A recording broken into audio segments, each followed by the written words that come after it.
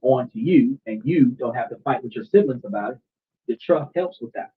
So if you've got a house with your parents in it, grandparents in it, whatever, you put all of their assets into the trust and then set yourself up as a benefit as a successor beneficiary. They're in there as the primary beneficiary, and they might be the revocable uh, trustees, but then you get set up as the second trustee. So when they pass, you take over, but now it's an irrevocable trust. Anything that's in there is in there. Nothing comes out that's not identified and allowed to come out on the trust. But then at the same time, anything you want to add to the trust based on the terms and conditions of the trust can be added to the trust. So you can put all your stuff into the trust. And then anybody else that is set as a successor beneficiary to you can get it from you. And that means now grandma's house got willed to you, and your house now gets willed to whatever kids that you wanted to have because they're identified as so and so can have this, so and so can have that, blah, blah, blah. And that sets the dynamic. And then, as I explained earlier today, I was like, if you think about it, if you had kids or if you had grandkids and you have assets, you put everything into the trust. You want the trust to generate its own revenue so that the trust can pay for the house.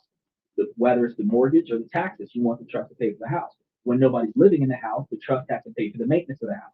Make sure the grass is cut and everything like that because you don't want the house to fall apart while nobody's in it. Then, if it's not being used by a successor of the trust, it should be used as rental property to generate income for the trust. That way, the trust can pay for itself. It wants to be because the third party that's operating in the trust gets 1 to 2% of the value of the trust. So if there's a $500,000 worth of stuff in the trust, they're getting 1% of that every year. You got $1 million worth of stuff in the trust. That's $100,000 a year that they're getting out of that trust, which means 100 to $200,000 a year that they're getting out of that trust. That means that you have to have a couple $100,000 in the trust to pay the second person to manage the trust, depending on how difficult the trust is. So you want to make sure that if you set all this stuff up, then you're perfectly capable of adding the business, adding the cars, adding the houses, adding this, adding that. And if you're in a situation where you're in a relationship, you're getting married and all of this other stuff, you have contract that says that the trust is excluded from seizure. You have contract that says even in the midst of infidelity and abuse and all of this other stuff, it is uh, uh, um, exempt from seizure, all of these other things. You got to put all of these conditions in there and protect your assets. The other thing it does, it prevents you from getting got in a lawsuit, then you're losing all your stuff. Because if you get hit in a lawsuit and you don't own nothing, they can't take nothing from you. Your house is still there, you know? So he said, then amendment to the amendment. Yes. The amendment to the amendment to the addendum, which is what we have with the Constitution. The what 1924-75 amendments to the Constitution. All of these amendments is additional clarification to the original uh, um, document, but it sets a precedent that the last document plays into the second document, plays into the next document, which plays into the current document that we're exercising in the courtroom. And that's really what it was all about. But when I talked about that, then I talked about how, she's got kids, her kids got kids. And like, bro, if you're living in the house, your mom passed, and then you passed, if you don't have a structure set up, if he's got his own house, he don't need your house. If somebody's not taking care of the house until he moves into your house, the house runs down.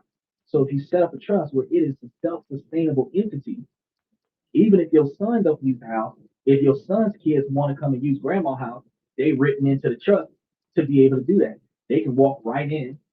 Utilities is operating, everything is up and going, grass is cut. All you got to do is just unpack your bags like an Airbnb or a timeshare. That's a fully properly structured trust. But it also allocates your resources, who gets what and how much. You can have a trust where each person gets an equal distribution, but you can also have a max amount where they can get a certain percentage up to this much money per month, which can limit how much each person gets. But in order for you to make sure that if there's 100 people on this trust, that there's enough money to go around, you have to be able to make sure that the trust is able to generate revenue. So all of that stuff boils down to what we're going to be talking about today about offshore bank accounts, because there's offshore trust that you can do, non-residential trust. that you can do that will piggyback off of these offshore bank accounts, which gives you the capabilities to have money that is not being chased down by the U.S. government, but it also gives you a little bit more financial privacy. So throughout the week, we give you guys so much information to help you guys be more successful, and that is the encouragement of doing your research and getting more stuff done. He says, so trust him and knows what he is talking about.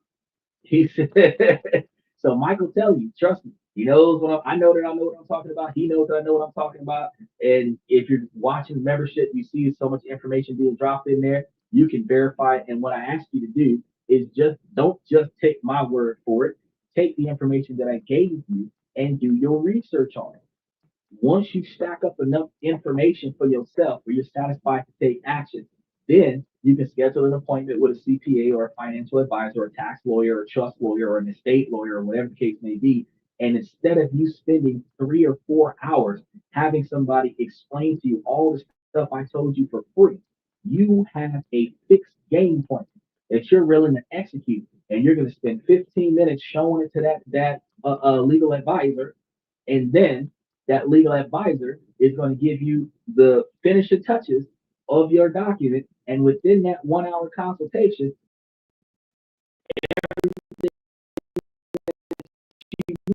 is taken care of. Much easier than spending hundreds of thousands of dollars asking questions and not knowing what to ask. And you're sitting there, they're telling you so many things to impress you about their skill set, but they're not telling you what the hell you need to know for you to be successful. You're paying by the hour to listen to them talk.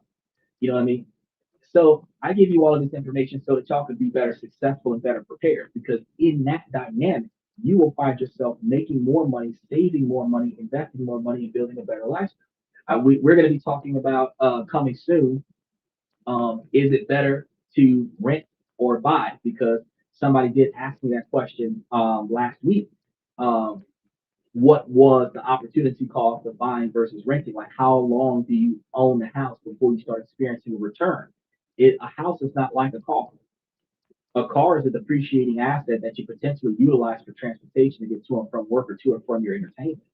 You dump a bunch of money into your car so that you can get further distances that you can't get on your feet. It's financial loss. You're not profiting off of the car. But the opportunity cost difference between riding in a car versus riding in a cab or taking an Uber or a Lyft, because a cab costs more than an Uber or a Lyft. But the frequency of use of an Uber or a Lyft might cost more than a rental car, and a rental car might cost more than your personal vehicle if your personal vehicle is being used more often and has, better mileage or whatever, or lower maintenance costs. So it really depends on what you're trying to accomplish, right? But when you start talking about a house is way different. You buy a house that's undervalued, where the after repair value is significantly high, say like $150,000 house that's actually appraised at like $205,000. A house of that magnitude has like $60,000 worth of equity, $65,000 worth of equity on paper, but they typically go no higher than like 80% uh, for the after repair value. 80% for the after repair value, if you bought the house at about $145,000, $150,000, puts about $19,000 worth of equity into the house as soon as you buy it.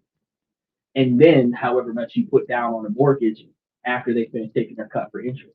You might find yourself with $40,000 worth of equity in your house if you were able to add an extra $20,000 worth of extra money on your principal after they've taken out their money for interest, which allows you to be able to take a home equity loan out on a house for $40,000 and buy you a car or repair the roof or repaint the house or do the yard or whatever the case may be.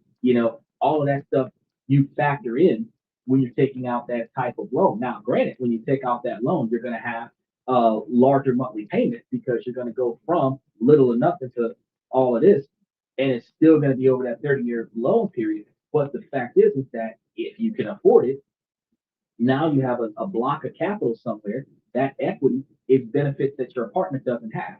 But the other thing is, yeah, subprime loans. The other thing is that if you are renting and you're renting at a premium, We're going to get into these loans in just a second, but if you're renting and you're renting at a premium, if you find a house in a lower valued neighborhood, not a lower social status neighborhood, because you have like places like Atlanta, Florida, California that are expensive, but then you have rural areas like in Wisconsin or Illinois that's lower in value. You get more land for your dollar, more acreage. You have more square feet per house for the same price that you would have somewhere else. So like a 2,500 square foot house in Wisconsin might be way cheaper than a 500 or 700 square foot apartment in California. So when we talk about lower neighborhoods, we're not talking about like going from middle class to crime rate neighborhood. We're talking about going from an overpriced real estate to a underpriced real estate due to the low population, low utilization of the neighborhood. All the real estate is cheap. Not too many turnovers are happening because everybody buys and holds.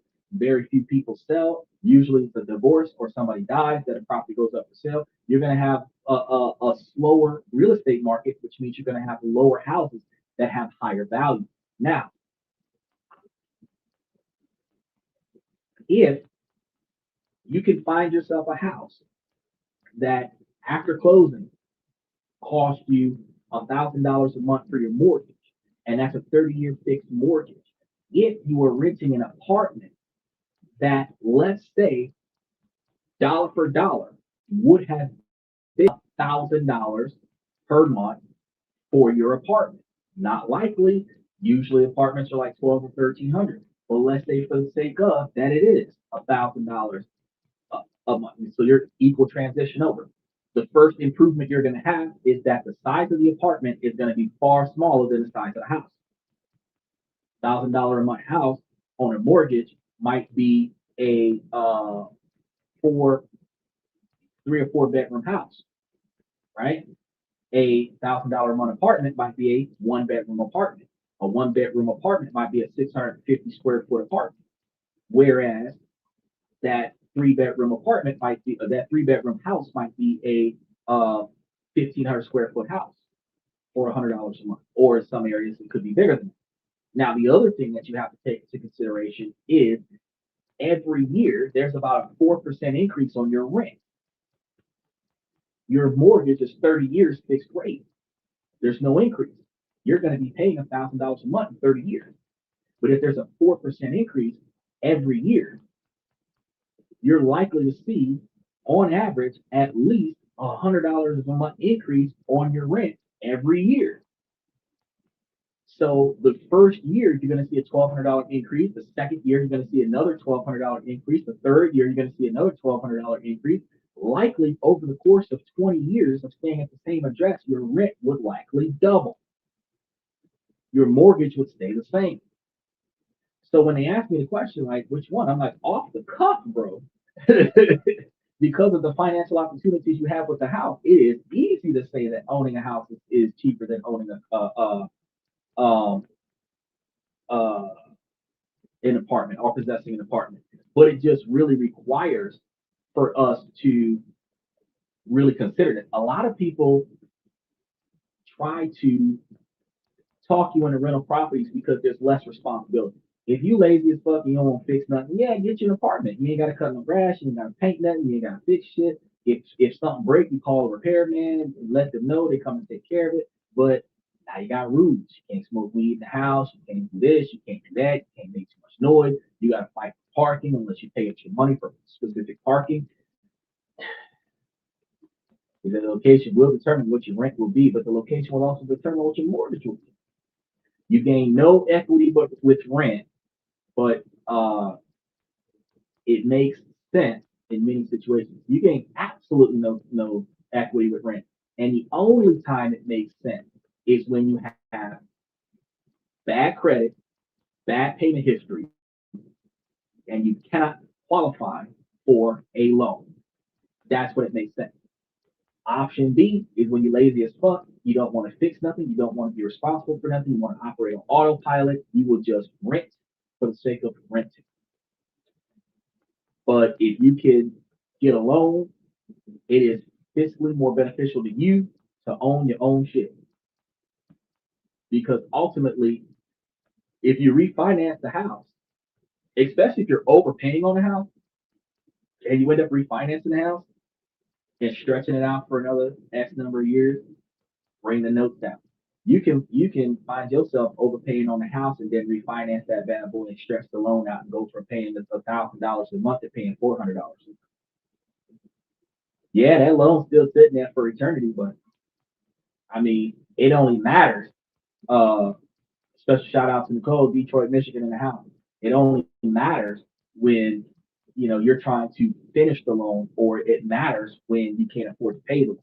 That's going to be the difference. But you get forced on about as quick as you get evicted when you start talking about non-payments. So as long as you have constant money coming in, it's really which one is more beneficial: the lack of responsibility or the extra equity and extra options that you have to purchase a house.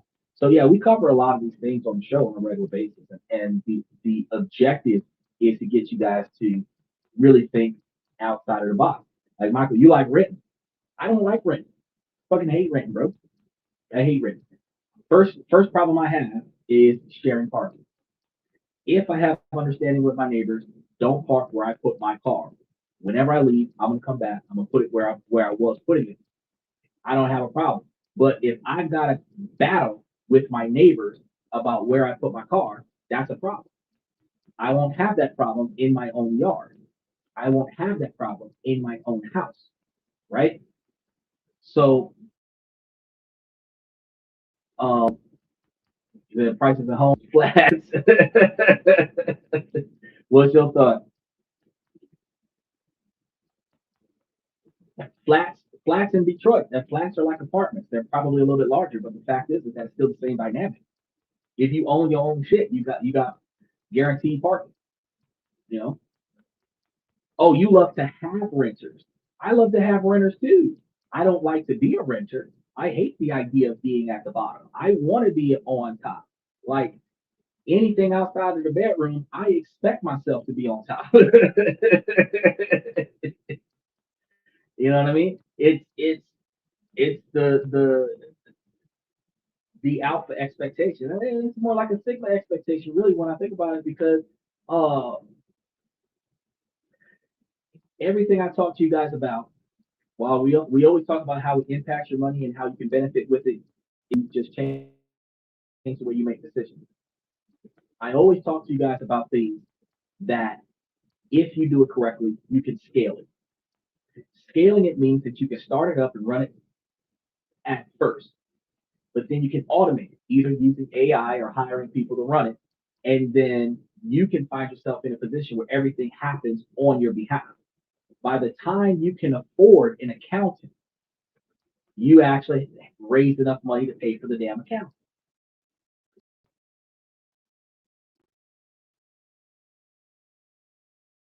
She said, I hate the housing here. Nicole, would you rent in Detroit over owning a house in Detroit? Or do you just not like the culture of Detroit? Or you just don't like the building structure of the houses in Detroit? Because if you live in Detroit, you rent in Detroit and you're paying more money per square foot for renting than what you pay for owning. Even if you owned a house in Detroit, just enough to save up enough money to move out of Detroit and then use that Detroit house and rental property, you, you know,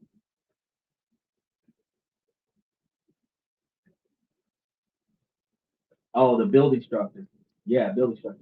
He said the more doors, the happier you'll be. So hire on-site managers. Well, you only hire on-site managers when you have an apartment complex. If you're buying single-family homes and you're expanding your real estate portfolio by buying single-family homes one house at a time, you're going to have you're going to buy what was I thinking before I read what you read? You said Detroit is a mess. I had to think about that. Are they? They are infested with a lot of big businesses that are trying to buy them out. But what I was saying was is that if you're buying them house by house, you would have to buy or not buy, but pay a management company to go around to all of your properties and maintenance it. So it is not an on-site real estate management company. She said, the water is horrible here too, so is the food. What? I don't. I've never been to Detroit. I I drink bottled water and I drink coffee, so I don't know how the water is. Last time, it was I think 6 months before the last time I had water in this state. Um, what happened was somebody had got thrown into the pipes in the water reservoir, and it got all over the news that they had found bodies in the pipes, and they were trying to get those bodies out of the pipe, and they said don't drink the water. And this was like back in 2014, and I had been here since 2005. And a few months before that, I was just like too lazy to go get up and go to the sink and get water out of the sink. I just grab a bottle of water out of the fridge and do what I do. Not to mention, I spent a lot of time at work. But when I found out that, because I was working at a fast food restaurant at that time, I found out that the liquid from the drink machine is faucet water, it's tap water, it's directly from the city going straight into the cold drink dispenser. And then when you get the cold drink, it is not actually a separate entity from the regular water fountain. So what happened was I was like, wait, they said we're not supposed to drink the water, so we're not supposed to serve anything that has city water in it. And our drink dispensers produce drinks using city water and carbonation. I'm like, bro, we're not supposed to serve this. So I was like, fuck that. And after that year, I had never touched faucet water anywhere in the world. So I have not. I don't know what tap water really tastes like unless I get some ice cubes from an ice machine that just so happens to have come from some tap water. But my Samsung refrigerator has water purifiers on it, so I ain't really trying to mess with that neither. You know, and I change that water purifier out every other month because that Detroit Land Bank lets you rehab houses for cheap. I've looked into it. Oh yeah. If the money is right, you can find yourself in a position where you can benefit from turning that into a rental property, even if you don't want to live there. The first home ran down duplex. That's what you get. You get it. You get something that got some character. It needs a little bit of work. You get that. You rehab it. You're good to go. Because truth be told, you put like $50,000 into most places, most structures that are ready to move in. You put $50,000 into remodeling it, and I can guarantee you that it is. It costs about $10,000 per week to remodel a house. That's the work to expense cost. And if you're spending $50,000, it's 5 weeks of rehabilitation, and now the house is worth the higher after repair value. So if you decided that you wanted to take like $10,000 a year and do some minor changes on your house, paint the outside, update a lot of the windows, stuff to that effect, do the landscaping in the yard, update all of that stuff, change out, you know what I mean? Then you find yourself in a position where your house keeps going up in value. But if you fix your apartment, if you fixing the cabinets and fixing the doors and changing out the carpet and upgrading things and painting the walls and all of this shit, if you get your security deposit, you lucky. But if the landlord do an inspection and find that your house is in better quality than what it was before you moved in, there's a strong possibility they'll raise the rent on it. And you also can violate your lease by doing too many repairs in your apartment because it is the landlord's responsibility to change the structure of the property.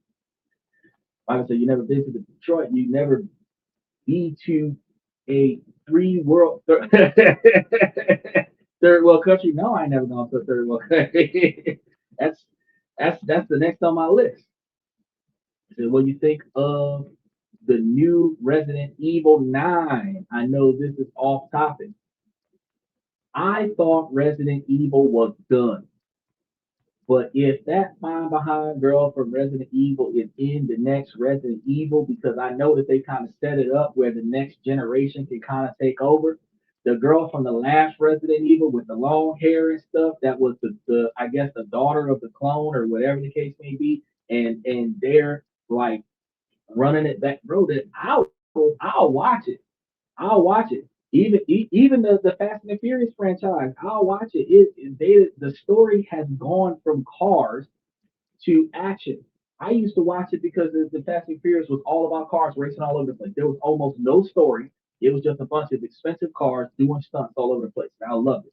Now there's a whole story where there's very little car involvement.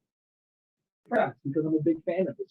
So when it comes down to Resident Evil, yeah, I see myself um action packed on the Resident Evil scenario, especially 3D.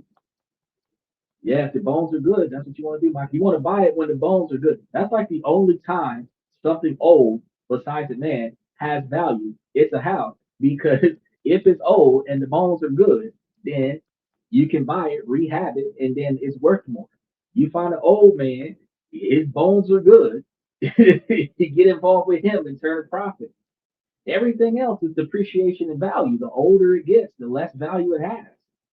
Sorry, ladies. Truth is, it is what it is, and it's not to take shots. It is what it is. Women's value starts off when they're young, and the older they get, the lower the value. A car, the newer it is, the lower the value. Food, the fresher it is. The older the food gets, the lower the value. It is what it is. Steven says, I've never seen all the Fast and Furious movies. They were on Tubi, and I caught a few of them. You slip it, bro. I caught every single one of them. Some of them were even caught on Netflix. I caught every single one of them. What is considered good bones to buying a house? It is a house that doesn't have termites, doesn't have a cracked foundation, does not have holes and rips in the walls, doesn't have water damage, doesn't have fire damage, doesn't have flood damage. Um, um, that's some of the fundamentals that you're looking for. Uh, Typically, a brick house is a really good one that's got a good, strong foundation to it. But if you're doing a wooden house, typically the ones that are built between the 60s and the 20s are really good houses to go and grab because they use better quality materials. And then you can just like change out the siding and all that other stuff on the house and then make the changes like from the inside out. You can take out a good floor plan um, that does have a little bit of fire damage on the second floor, and you can replace all of the fire damage, which is like 75% of a ground up construction. But it is if it's got enough stability in there from everywhere else, it'll rock, and then you won't have any issues. You said the foundation, the roof. Yeah, the roof is important too. A good sturdy roof, no leaks. These days we have central air and heat, so the HVAC system has to be functional. If it's not functional, the seller has to fix it. Or really take a lot of money off the house. Drywall easy to replace. Yeah, and if it's not drywall, if it's hardwood or laminate, you want to be it's got to be easy to maintain or reasonably doable to maintain. It's got to be considered like light duty repairs. I said light duty repairs. Do one room at a time. Yeah. Well, you could do one room at a time if you're living there. That is a good recommendation. You can do one room at a time, especially if you have extra rooms. The room that's being designed can be done while everybody else is living in the other room. But like I said, you can also set it up where it's like a 5 week process. So this month, y'all coming to make changes. You could set yourself a vacation, leave the keys to the house, go out of the country for 60 days. They're going to be fixing the house for 5 weeks. So that's about 45 days. By the time you come back, it should be a brand new house. And then you got some extra equity. That would be extra equity because after the house is repaired, then you're looking at the reappraisal of the house, which if you're getting the tax exemption on the house, and we've been talking about real estate for an hour, and we're supposed to talk about offshore banking, but if we were doing the appraisal of the house, we wouldn't do an appraisal of the house if we're doing the tax exemption where they're gonna freeze the taxation on the house and they're gonna freeze like you're gonna do the home buyer tax credit and stuff. It's like we're not gonna tell them that we fix shit. We're just like it is what it is. It looks nice. Because they say that they're not going, as long as you don't do more than 25% of the house's improvements, they're not going to really do too much. So it's like, we'll do like one thing here, one thing there, maybe hurricane windows this year, maybe tinted hurricane windows next year, maybe, new paint on the outside, just a little bit here and there and just keep improving it. And then uh, you'll find yourself in a nice position where at that point, when you do decide to go and get a mortgage or something like that on the property, they're going to be like, oh, well, what's the house worth right now? Then uh, in that situation, they'll be like, oh, bet, um, appraisal, and you're like, shoot, the house is worth like 500 grand, which you bought it for like 100 grand. You got so much equity in the house now. Fantastic. Now you got money to leverage. Go to work. There you go play. If you want to go play, you can go play. But I'm about to. I'm diving into the topic now, Michael. I'm diving into the topic now. So Michael want me to get to work. Imagine two people. First, picture someone on a private jet flying to a tiny Caribbean island, right? They're carrying a briefcase, and let's just say it's not for beachwear. Not it doesn't. It's not full of clothes. This is going to be your classic movie villain, a tax evading billionaire, right? The person the news always warns you about. Now, imagine a second person.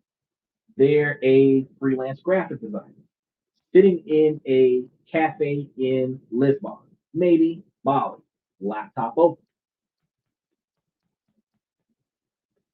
They just use a mobile app to open a bank account in Germany so they can get paid by a client in Berlin without losing a fortune in fees.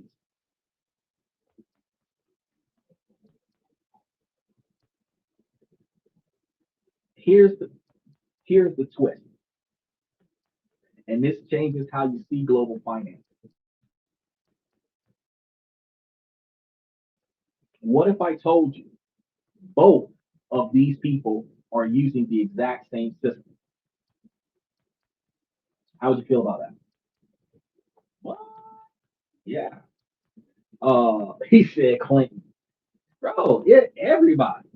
It ain't just Epstein, Clinton, Trump, Elon Musk, everybody.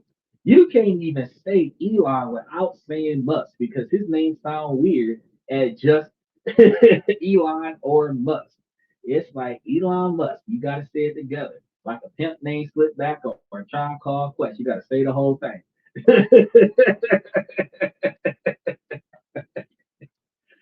uh, but anyway, everybody who got extra money lying around, even what's his name, Myron from Fresh and Fit. You got everybody who got extra money lying around going to have money somewhere else. It's This is called an offshore banking system. One of these individuals might be a criminal, but the other one is just efficient. The line between secret scam and a legitimate tool is far thinner and frankly far more interesting than you've been led to believe. And by the end of tonight's show, you'll know exactly where the line is drawn.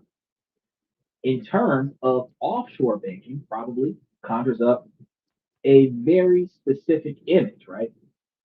Sun drenched, palm fringed islands, anonymous companies, and shady figures hiding cash from the tax. It's the stuff a spiraler and angry headlines.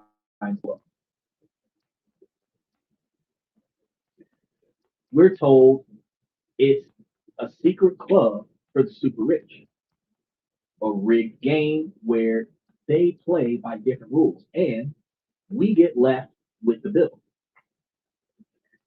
And for a long time, a lot of that was disturbingly true. But what if that's only half of the story? What if the world of offshore finance has gone through a quiet revolution?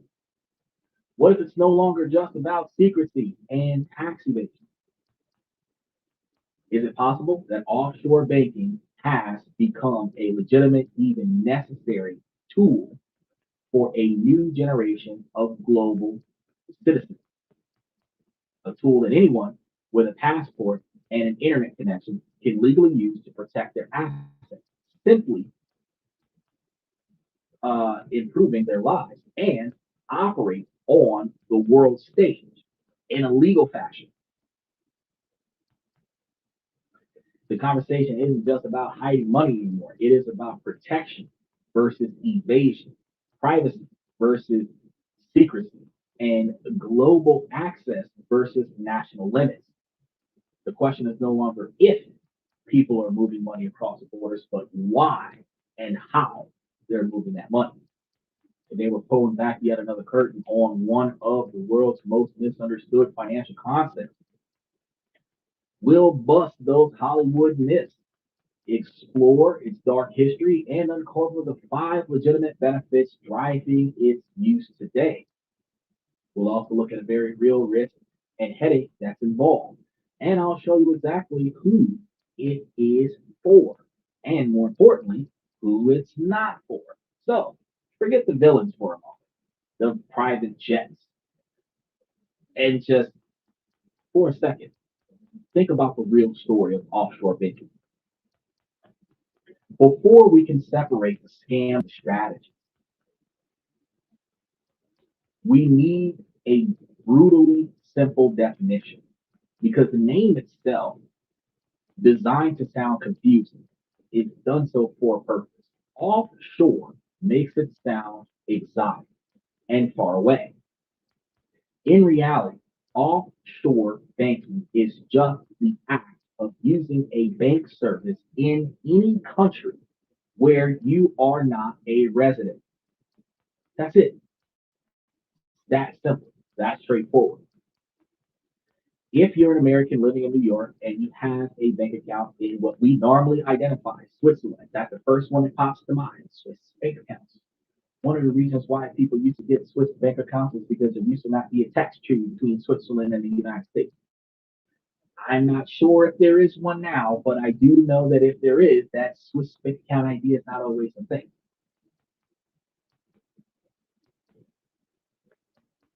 But think about this, because that's offshore. If you are a Nigerian professional in Lagos with an account in the United Kingdom to manage investments, you're also an offshore banker. And if you're a Brazilian digital nomad who uses a Lithuanian financial app to hold euros for European clients, you too are in fact an offshore banker. So think of it this way. The bank in your hometown is considered domestic. Any bank you use outside your country of residence is, in a financial sense, offshore. So the location doesn't make the activity illegal. It's what you do at the location that makes the activity illegal. So if you have a Canadian account and you're in the United States, that's offshore. If you have a Mexican account and you're in the United States, that is offshore because it is off of the territory of the United States. You live in the United States and you have an account that is not in the United States, that is offshore.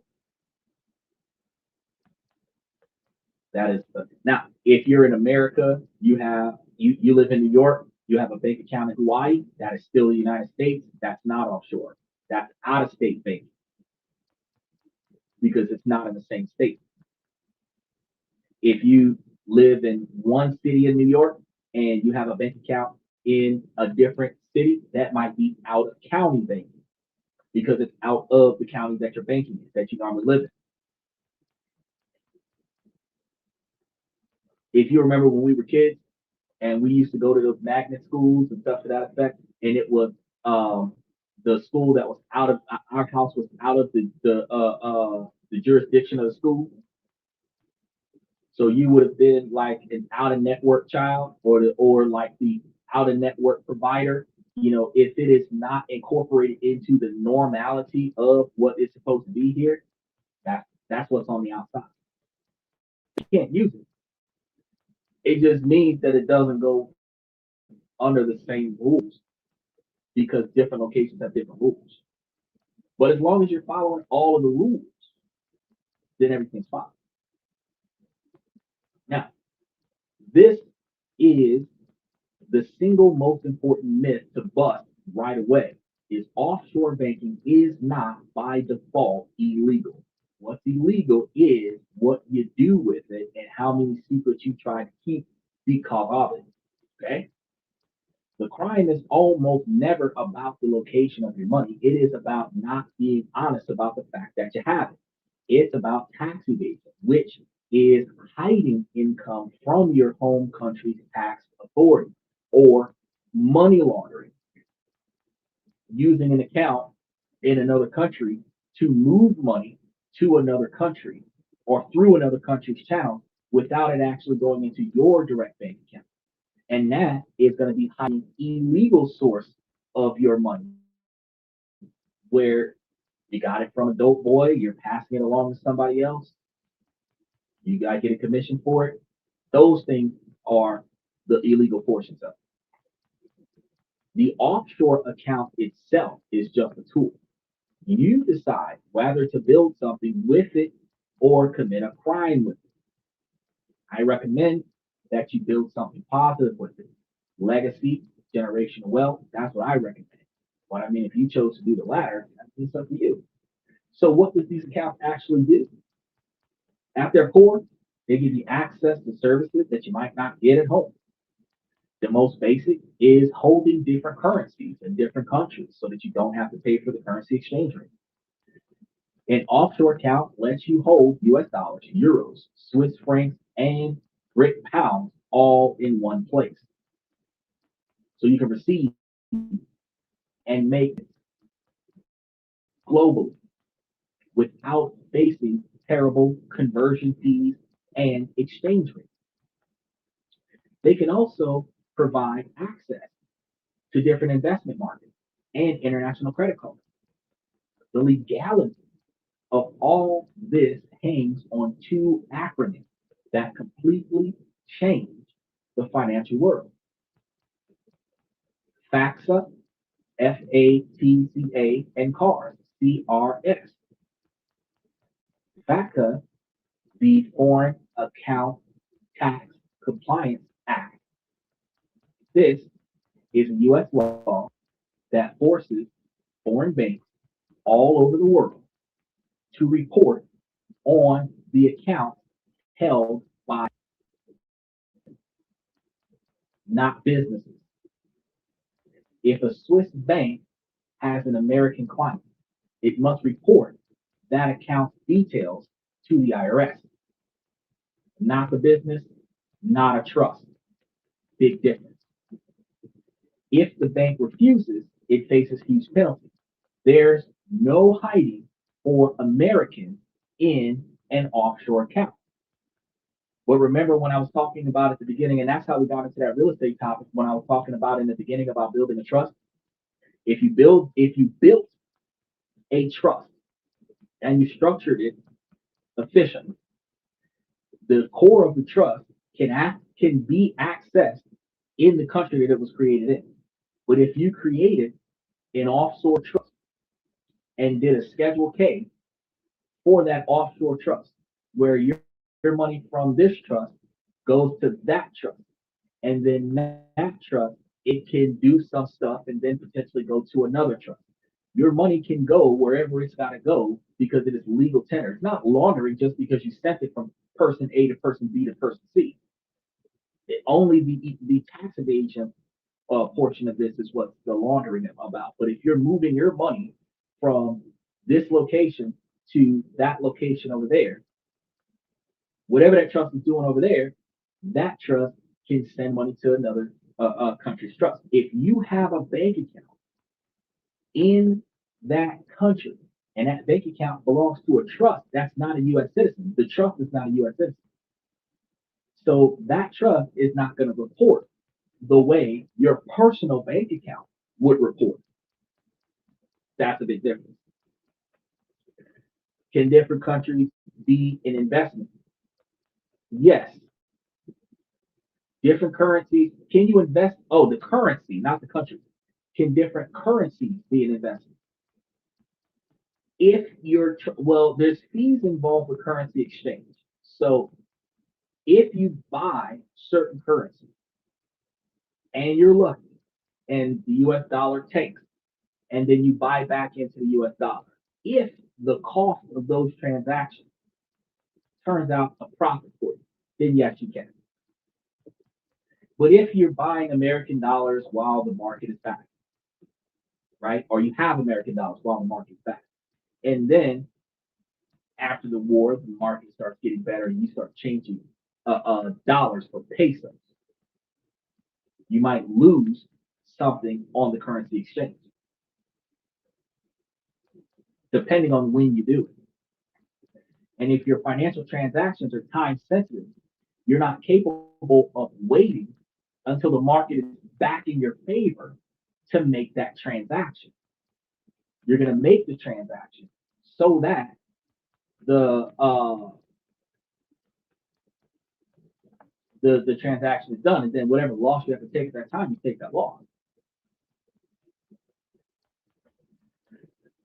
For the rest of the world, there's CRS, which is the Common Reporting Standard. Think of CRS as the global version of FATCA. Over 100 countries have signed on to this agreement, creating a massive automated information sharing network. An Australian's bank account in Singapore, the bank in Singapore automatically tells the Australian tax office. So it's not just it's about preventing um, laundering and evasion. A French citizen's investment account in Hong Kong. The French authorities get the notification from Hong Kong. This automatic information exchange is the bedrock of modern offshore banking. It means the days of opening a secret numbered Swiss bank account to hide cash are basically over. The game has changed. Banks now have to know who their customers are and where their money comes from and report that information back to their home country. To run an offshore account legally, you have to follow two sets of rules: the banking laws of the host country of your own home country. Compliance is an option. It's the price of admission. So if today's offshore world is all about transparency and reporting, where did the sinister reputation come from? Why do we immediately picture a Bond villain stroking a white cat when we hear Cayman Islands bank account? Goldfinger, right? $1 million. Why? Why do we? Well, that reputation was earned and built over a century of secrecy, scandals, and some genuinely shady business by people who had money. The basic idea isn't new. For centuries, wealthy merchants stored assets outside their local king's reach. But the modern era of offshore banking really kicked off in one specific place, which was Switzerland, which is why when we think offshore banking, we think Swiss bank account, right? First one we hit. In 1934, Switzerland passed its famous Banking Act, which made it a criminal offense for a bank to reveal a client's identity. This was revolutionary. It wasn't just a bank policy, it was the law of the land, with prison time for any banker who broke that seal of confidentiality. This law wasn't first designed for tax cheats. It was created to protect the assets of German Jews and other fleeing uh, persecution in Europe who needed a safe place for their money away from hostile governments. But after World War II, this ironclad secrecy attracted a different crowd. Wealthy people from high tax countries like America who realized they could stash money in Geneva and their home tax authorities would never know. The era of the secret Swiss bank account was born. Then in the 1960s and 70s, the game expanded as the British Empire faded. A bunch of small, newly independent island nations needed to build economies. Places like the Cayman Islands, Bermuda, and the Bahamas realized they didn't have many natural resources, but they could offer something else: financial secrecy and zero taxes.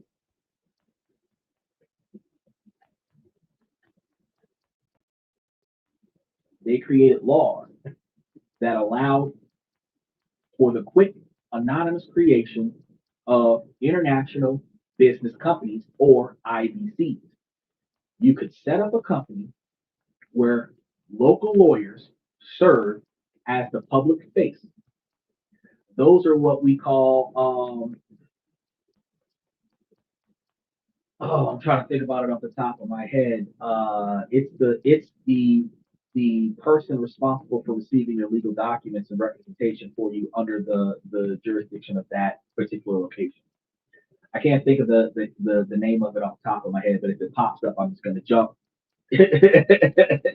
back on it. But it's almost like a power of attorney, but it is the person that is legally allowed to accept legal action of any kind or any legal notices on your behalf or on behalf of the company, even though they don't work for the company. They're just a representative that benefits from being notified. That's one of that position is what those legal lawyers do. Now, while the real owners are going to stay completely hidden, these people are designed to be the public face.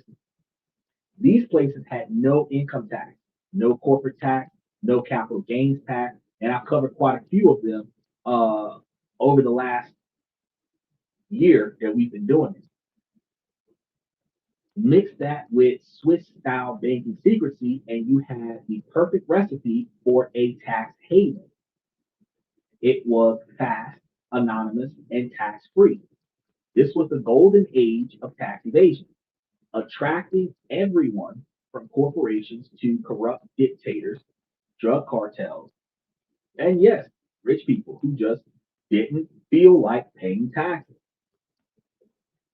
This system operated in shadows for decades, but then things started to change. The 2008 financial crisis put enormous pressure on governments. They were broke, and they knew trillions of dollars were sitting undeclared in these offshore centers. The, the political will to crack down had finally arrived. The first major blow was the U.S. law FACA in 2010. But the real earthquake came from a series of massive data leaks that you definitely heard of. The Panama Papers in 2016 and the Paradise Papers in 2017. Whistleblowers leaked millions of documents from offshore law firms, exposing the hidden finances of politicians, celebrities, and corporate giants. These leaks did two things. First, they confirmed everyone's worst fear about the scale of offshore tax evasion. But more importantly, they shattered the illusion of secrecy. Suddenly, an undeclared offshore account wasn't a safe bet, it was a ticking time bomb, spurred by public outrage. The um, Organization for Economic Cooperation and Development, OECD, accelerated its push for global transparency, leading to the widespread adoption of the Common Reporting Standard, or CRS, with CRS, the old model of offshore banking. the one based on hiding money, was dealt a fatal blow. Jurisdictions that refused to comply were blacklisted, cutting them off from the global financial system. To survive, the classic havens had to clean up their act, and they signed on the CRS and agreed to share information automatically. What happens in the dark comes to the light. Yeah, eventually.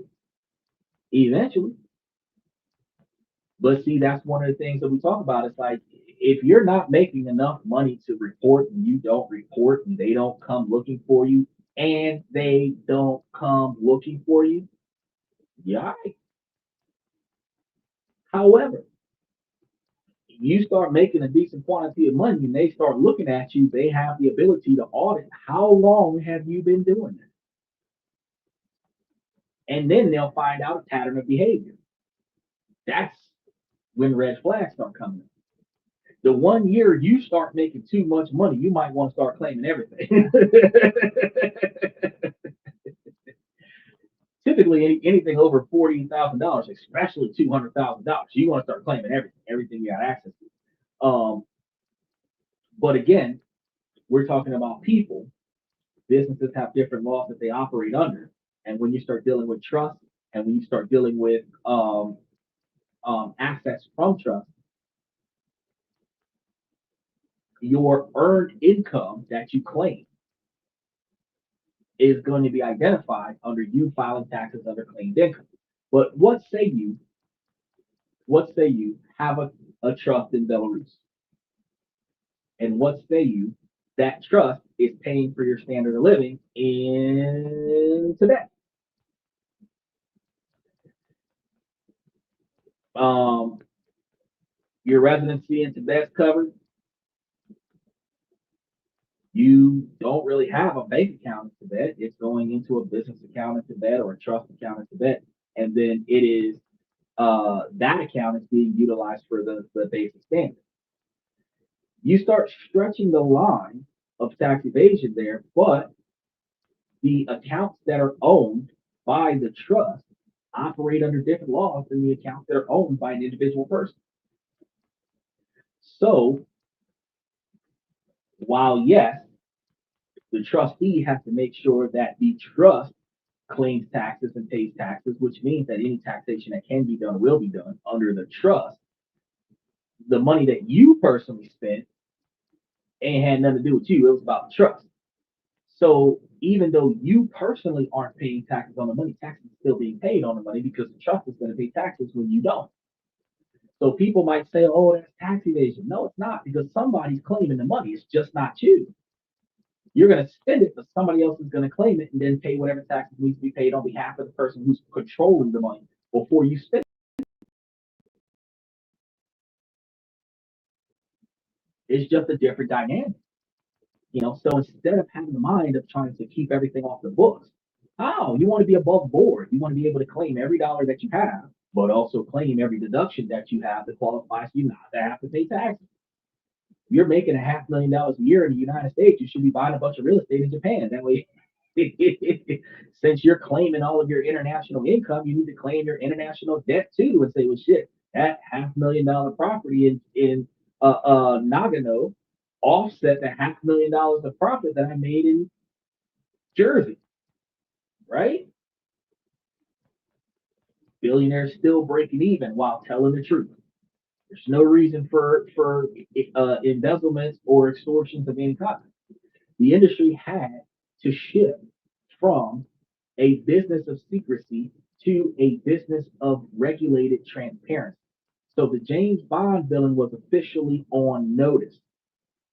If the era of hiding money is over, why does the offshore industry still exist? Well, if your tax authority gets notified anyway, what's the point? This brings us to the modern legitimate use of offshore banking. It's no longer about what you can hide, but what you can legally achieve. The reasons aren't as scandalous as the myths, but they're far more practical. And They fall into five key categories. First and most powerful, asset protection. This isn't about hiding assets from the law. It's about protecting them with the law. Imagine you're a successful surgeon in a field where multi-million dollar lawsuits are consistent threats. By placing some of your assets into a properly structured offshore trust in a place with strong creditor protection law, like the Cook Islands or the Cayman Islands, you build a legal fortress around your wealth. Notice I said in an offshore trust, not a personal bank account in another country. Big difference. Elon Musk finances property and look at his net worth.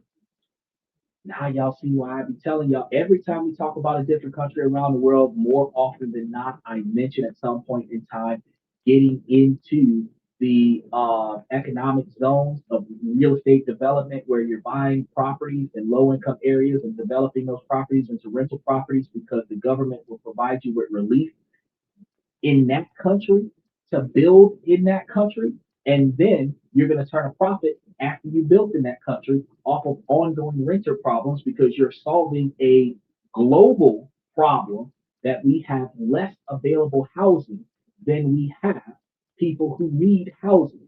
And that has no impact on the homeless population. It just means that more people per building are piling up. In America, we have maybe the building code laws are like two people per room, including the living room.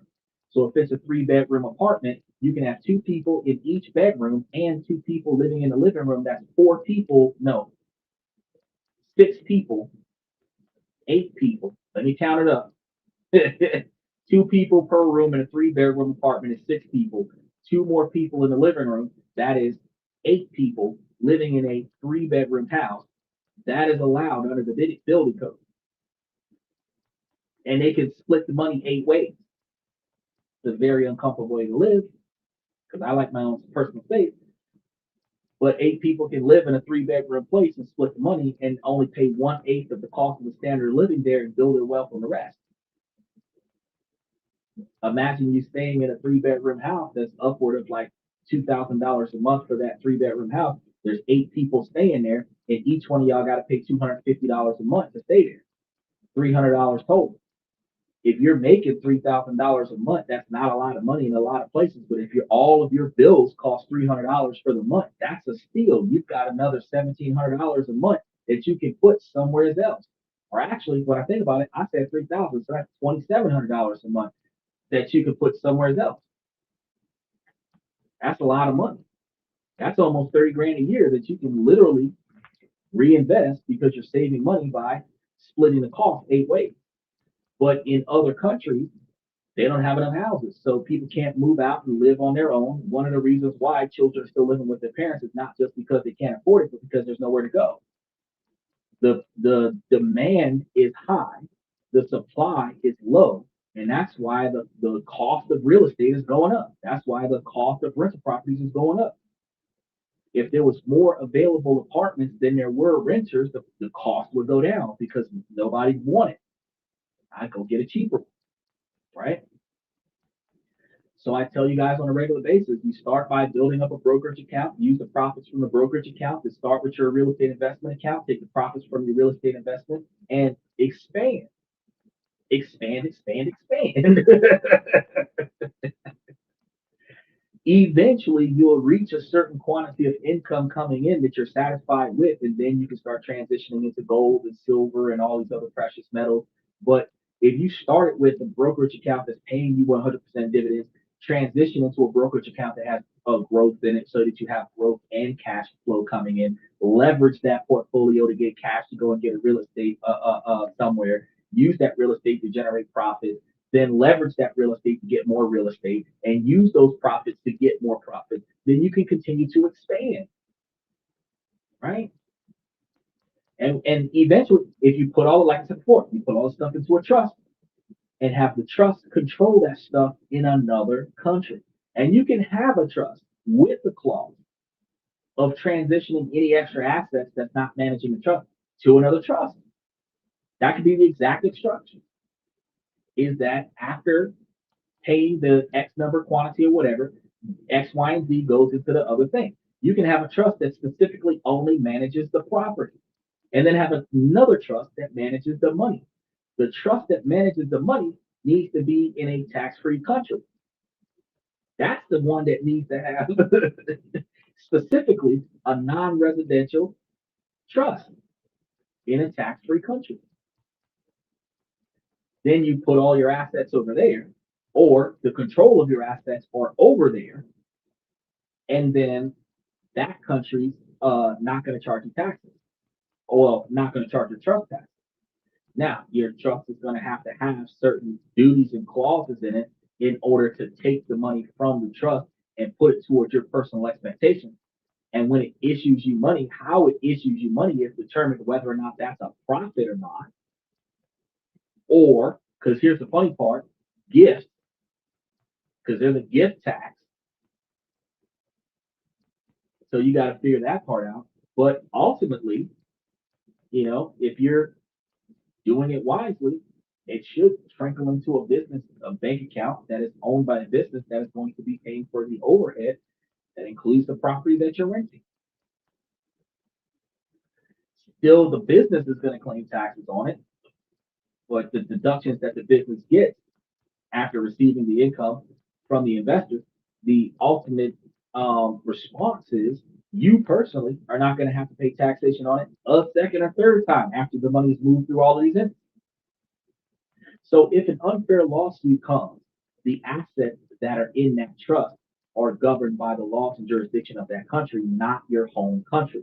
So you got a trust in another country that is a non-residential trust, and that non-residential trust turns out to like, let's say you get hit with even like the most devastating thing that happens in this country, child support. No one is going to force the trust to give you money. No one. They can garnish your wages from your employer. But if the trust is paying for the rent on a property that you use, they can't take that. If the trust is paying for the car insurance and the maintenance on a vehicle that you drive, they can't take that. They can't take the car. You don't own the car. You don't own the house. You don't own the cell phone or the cell phone bill.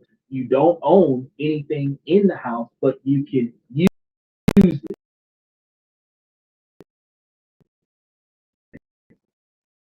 You have the authorization to use the stuff that is owned by the trust as a beneficiary of the trust, but you can't sell anything, so they can't take anything from you. Well, in other countries. Now, in the United States, they can rip that trust apart. If you can benefit from it, they can benefit from you benefiting from it. Which is why offshore trusts provide you added protection. It makes it difficult. It makes it incredibly difficult and expensive for creditors to try to go after whatever it is they're trying to go after, often forcing a more reasonable settlement than the one that they were trying to go after. It's a defensive legal strategy. So if all you got accessible to you is, let's say, $1,000 a month income because the trust is covering everything else, all of your expenses is paid. The Land Rover, the Range Rover, the Bugatti, all of that stuff is covered under the trust. The mansion with the 52 bedrooms, all of that stuff is covered under the trust. But the $1,000 a month that you're getting for spending money, less than what the United States requires for earned income credit, because right now it's like 14.3, 14.5 is the taxable income starter. So if you're getting 12,000 a year, which is $1,000 a month, as spending money, it's non-taxable income. You can claim that $12,000 worth of pocket money today. I mean, I'm getting $12,000 a year from my trust, and they're gonna say, well, that's not enough for us to take taxes out of your pocket, and they're gonna leave you alone. But if all you're getting is $12,000 a year worth of spendable capital, and you can use everything else under the trust, if somebody sues you for 100 grand, it's like, well, bro, all I make is 12,000 a year. You are an indigent. Certain laws protect you from having your entire livelihood taken out of your back pocket. They can't seize any assets because you don't have any. The clothes on your back, can't sell them. So there's less that they can do to you. But if you have a house that you have legal authority over, which is one of the reasons why having a third party as a trustee is better than you being a trustee, because if you are a trustee, you have legal control over it. You legally can sell all the assets in the trust and pay them the debt that you owe them, which is why you do a third party, which is why you pay that 1%. That's a fee for protection. This also applies to political and economic instability. If you live in a country with a volatile government or the threat of sudden capital control that could freeze your accounts for any bullshit that's got going on, holding some savings in a stable jurisdiction like Switzerland or Singapore is a rational act of financial self-protection. It ensures a crisis at home doesn't wipe out your life savings. So if you've got a trust account in the Caribbean, in the Cayman Islands, they freeze your assets in Texas. Well, you're not using any bank accounts from Texas. That don't mean you can't spend money.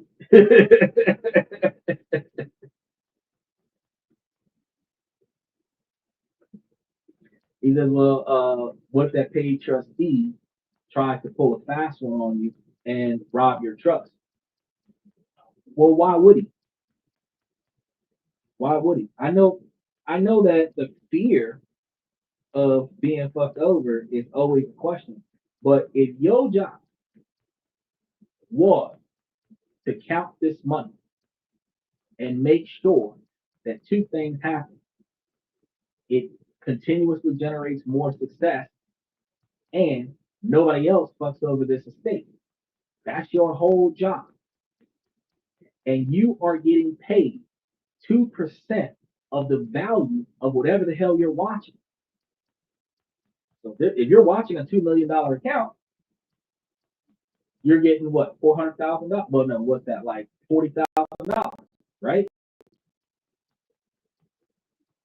Just to watch it, just to log in and invest in whatever needs to be invested in, reinvest into whatever needs to be reinvested in, pay whatever bills that needs to be paid for the month, make sure that the landscapers come and take care of the property every month, make sure that the appraiser comes and appraises the house every year, make sure that the inspectors come and inspect every year and do the necessary repairs that need to be done every year. And you're really just looking at the books, making a few phone calls, making sure that everybody is doing what they're trying to do.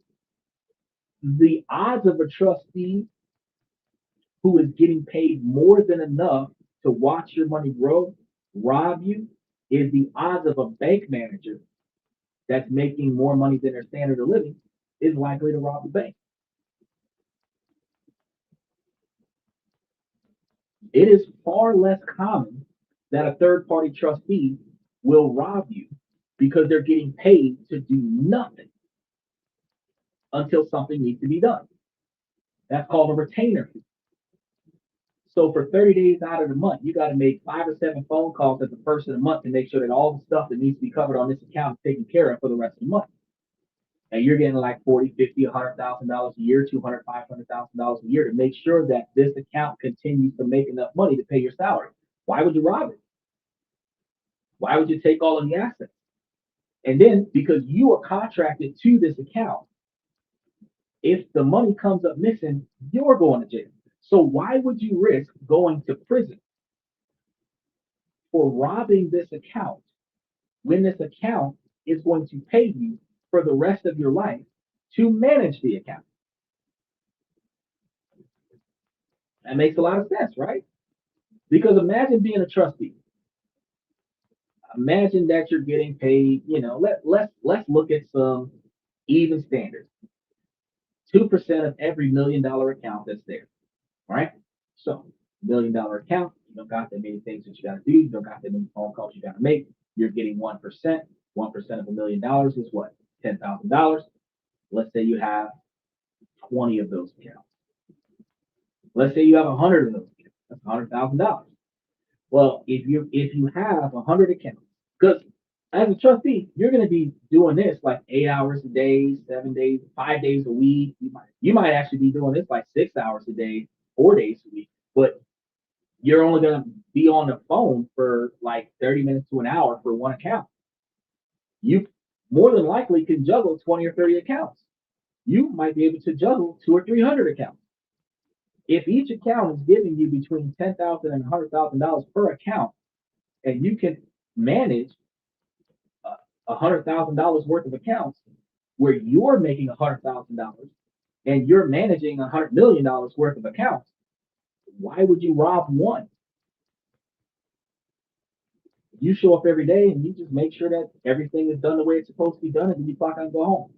You have no client complaints until somebody wants to change something on the trust, add something to it, take something off.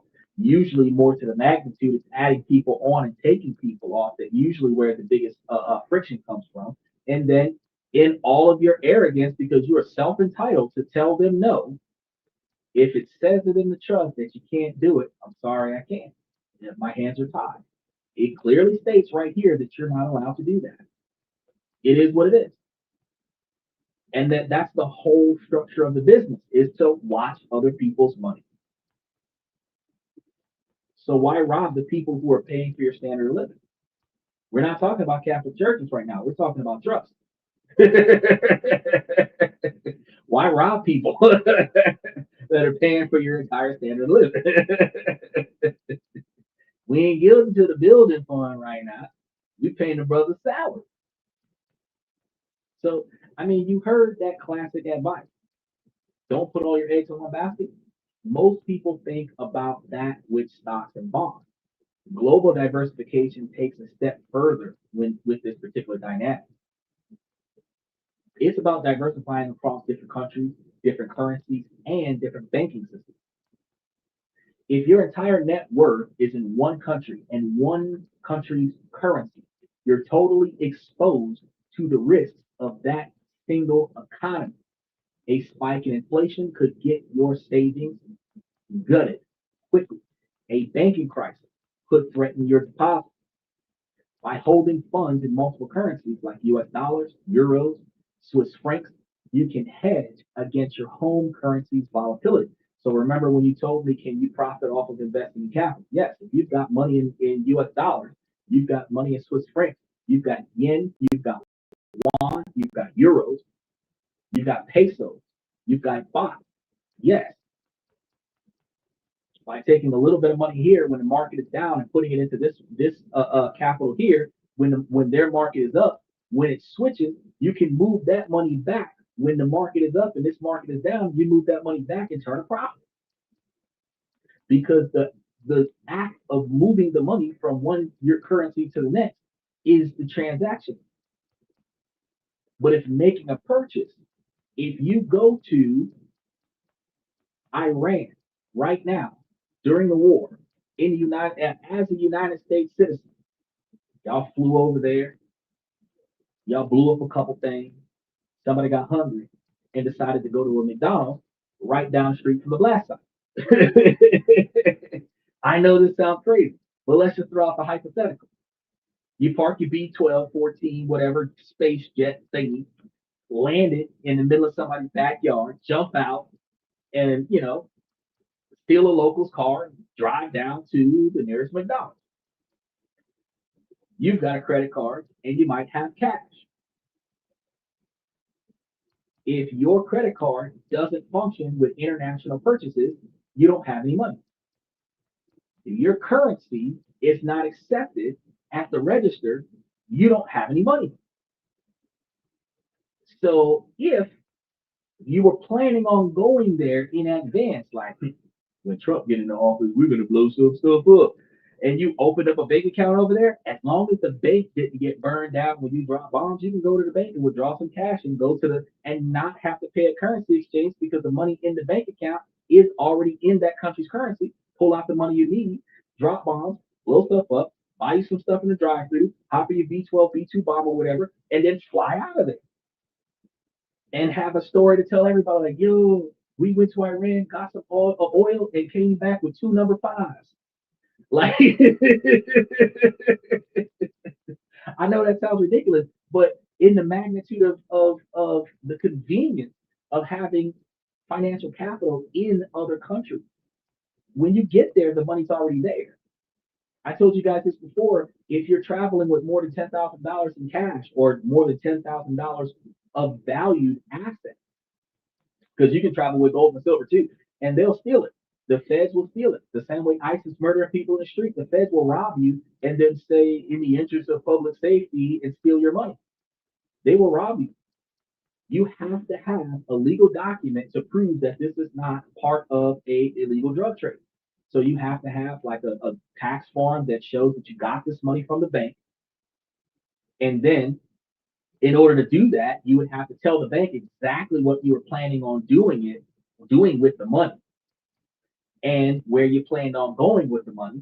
And then when you got to that location, you got to fill out more tax forms to show where you got the money from and then prove that you dropped the money off and all of this other stuff to prove that you're not laundering money, to prove that you're not in the middle of a drug trade.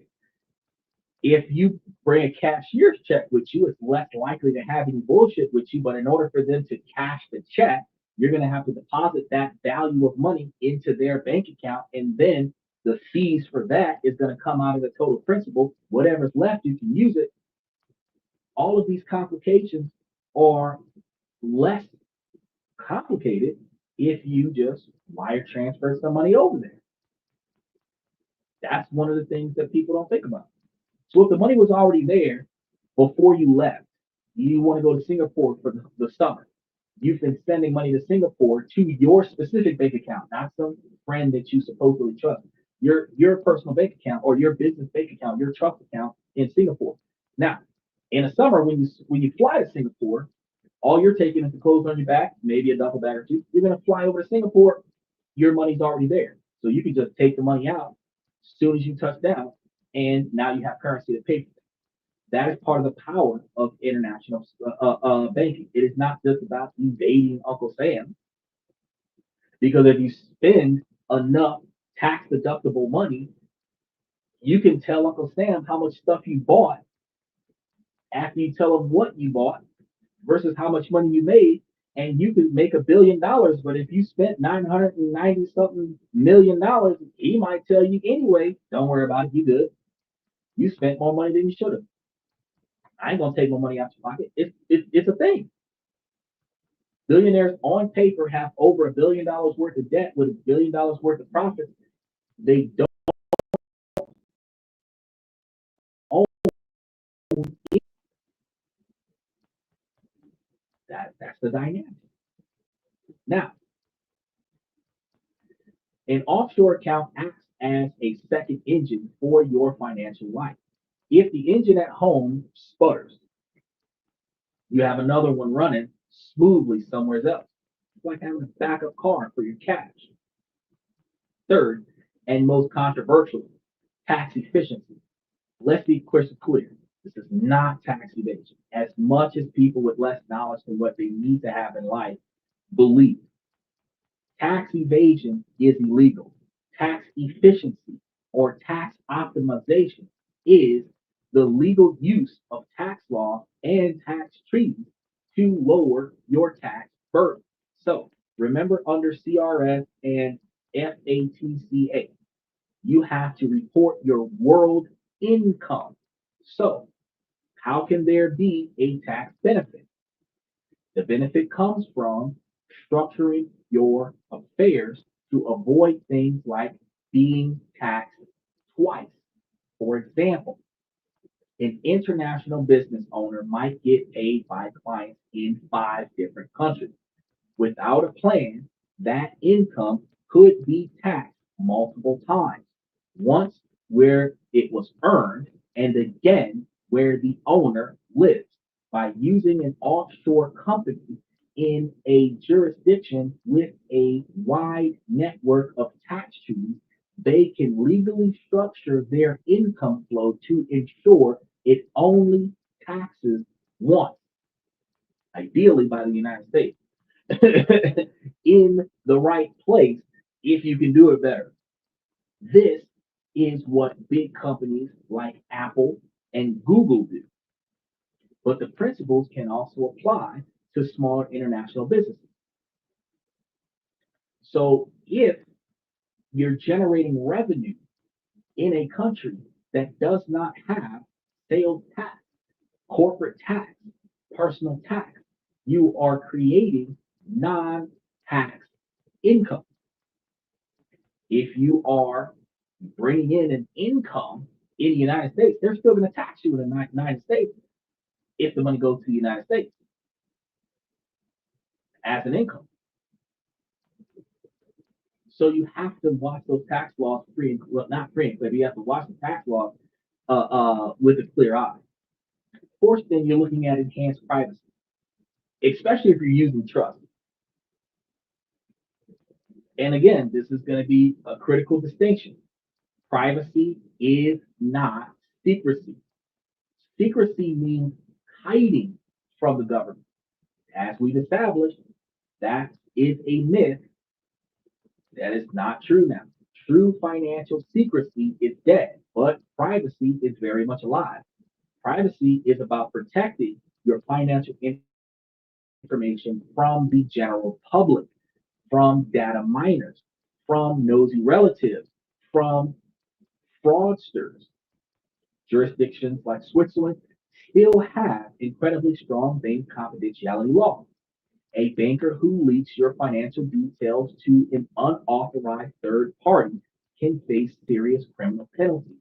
So they can't tell their homeboy that you just dropped a stack of cash in their bank account. But they do got to tell Elon Musk when Elon Musk was over there.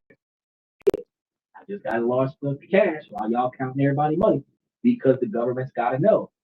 Now that Elon's not there anymore, Donald Trump's got somebody else doing it, and that person's being told.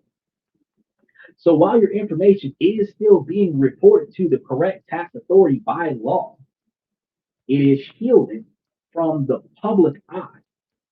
So in an age of endless data breaches, this legal right to financial privacy is a valuable thing that is less accessible in your home country. Because whenever somebody wants to fuck with you in court, they can get a subpoena of your bank records. They can't subpoena another country for your bank records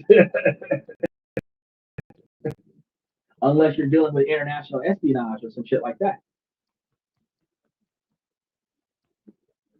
When you're dealing with divorces and prenups, when you have a prenuptial agreement and you leave off trust accounts that you are personally the trustee of, and that trust account is generating revenue, and she knows about that trust account. You mentioned it in a conversation, and she took notes or some shit. Then she tells her lawyer, "Oh, I know he's got money in the Cayman. He showed me." They do their research, and they find an account in your name. This protects you from that. If there is a trust account in the Cayman, and that trust account is owning all of the assets, there is a lot more public scrutiny where some random Joe Schmo can't come and find out, do you own any banks in the Cayman? No, you don't. The trustee does. Right? Now, the fifth reason here finally is simply convenience and access. And this may be the biggest driver for the new generation of offshore banking users. Expats, digital nomads, and online entrepreneurs. If you live in a global life, domestic banking can be a complete nightmare. Try paying someone in Canada from a bank in Thailand. You'll face a mountain of paperwork, long delays, and you'll lose 5 to 7% of your money to bad exchange rates and hidden fees. An offshore account, especially through modern fintech platforms, solves this. It gives you multi-currency accounts that can hold dollars, euros, and pounds at the same time. You can get paid by a US client into your dollar balance and pay your contractor in Europe from your euro balance account, all from one app with minimal fees. For many, it is not about taxes or secrecy at all. It's about finding a financial tool that actually works for a life lived across borders. So, of the five legitimate benefits, asset protection, diversification, tax efficiency, privacy, and global convenience, which one surprises you the most or seems like the most powerful? Let me know in the comments, because it's a fascinating thing to see what resonates with people, and it helps me figure out what we'll cover in the future. So far, we're halfway through. We've painted a picture of reform, legitimate financial tools, but it would be irresponsible to ignore the other side of the coin. Offshore banking is still filled with risk, complexity, and major headaches. It's not a simple fix.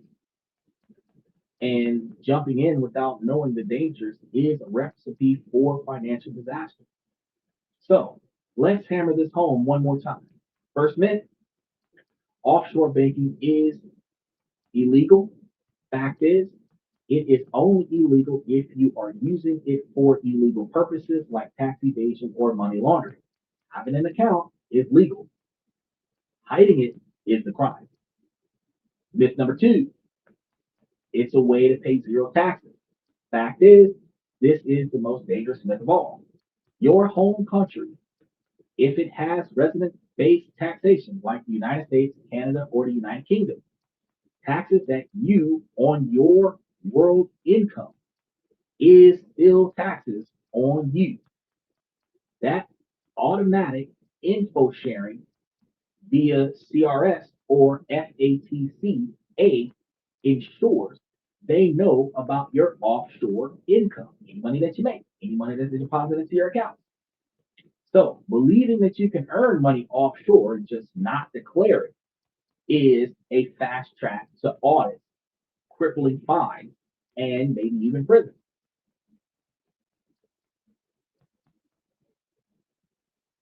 Which is one of the reasons why I told you before, you've got offshore trust.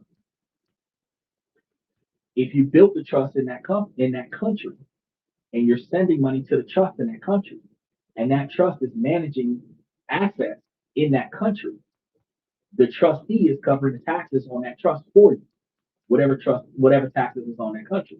If you're trying to do a digital nomad scenario in, say, Philippines requires you to have $24,000 or more of income in the Philippines, which is taxable income.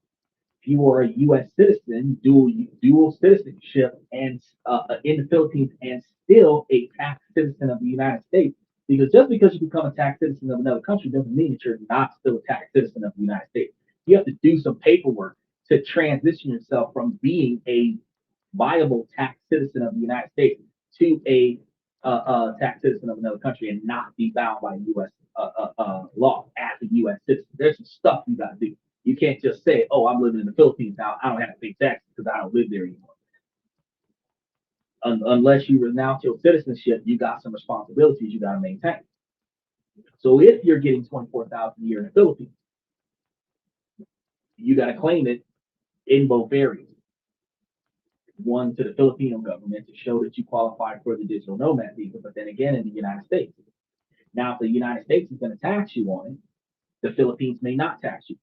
If the Philippines taxes you on it, you might tell the United States you already paid taxes on it in the Philippines and they not tax you in the United States. That's where tax benefits come from. Because if you pay taxes on the money in the Philippines, you're not going to give the United States taxes on the same money that's double taxed, right? And if the tax rate in the United States is higher than the tax rate in the Philippines, you don't want to be getting taxed in the United States. But what if you went to the Philippines for $24,000 a year and the taxes is cheaper in the United States? You got more deductions in the United States. If that's the case, you might say, "Fuck it, I want to get paid in the United States get the tax credits from the United States and not have to pay so much taxes by deductions and credit, and then just wire transfer the post-tax money to the Philippines. Because part of the digital nomad requirement is that the money is coming from outside of the country, from somewhere.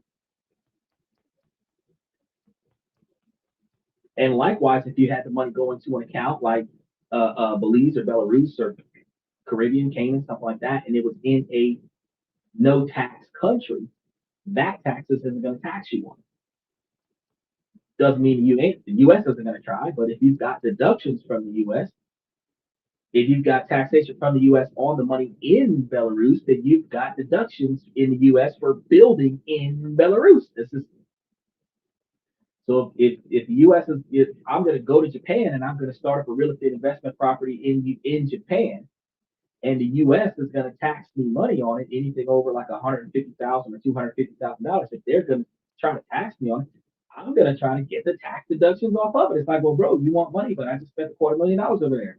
Like, what are you trying to do, right? And that's why, just like they said earlier, Elon Musk got financial properties everywhere because uh, investing in real estate is a law and is utilized as what is called a tax blanket because debt is offset from profit. And if you have generated more debt this fiscal year than you generated profit, on paper, you still don't pay taxes. Now, myth number 2, your money is invisible and totally secret. No, fact is, a fantasy from a bygone era is what people think.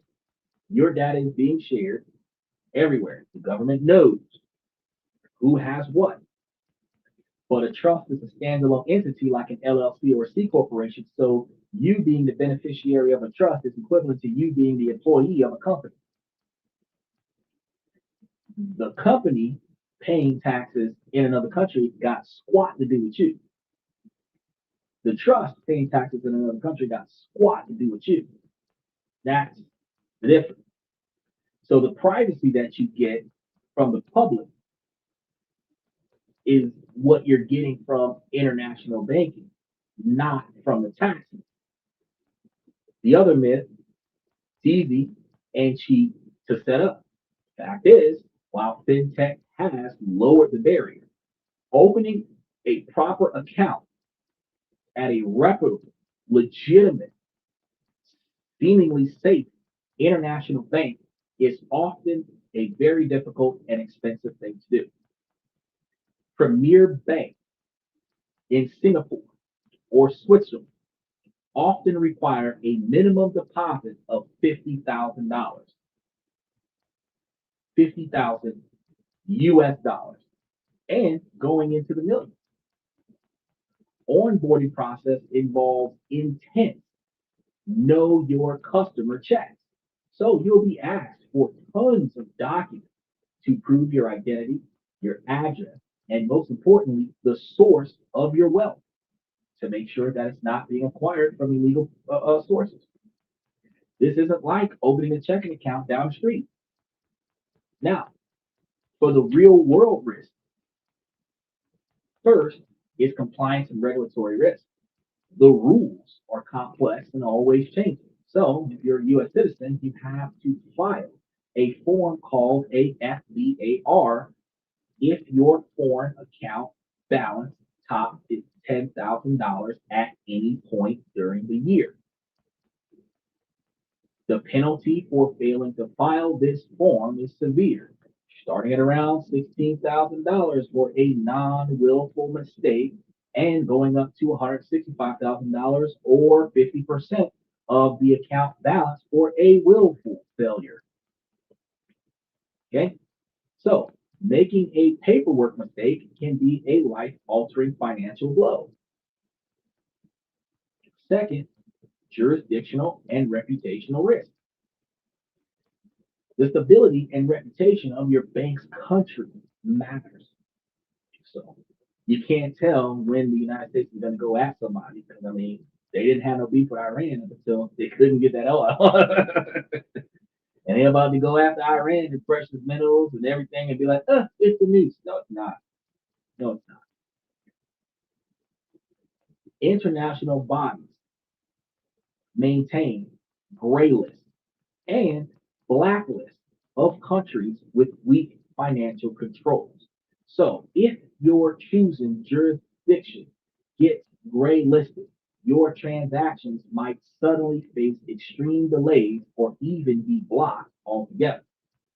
A simple wire transfer could get stuck in compliance limbo for weeks. Third, you face banking and currency risk.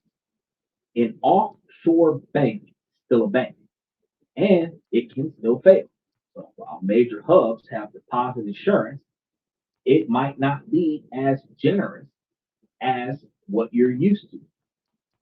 You also have currency risk because if you're holding all of your funds in US dollars but live in Europe, a sharp drop in the dollar's value could seriously cut your purchasing power.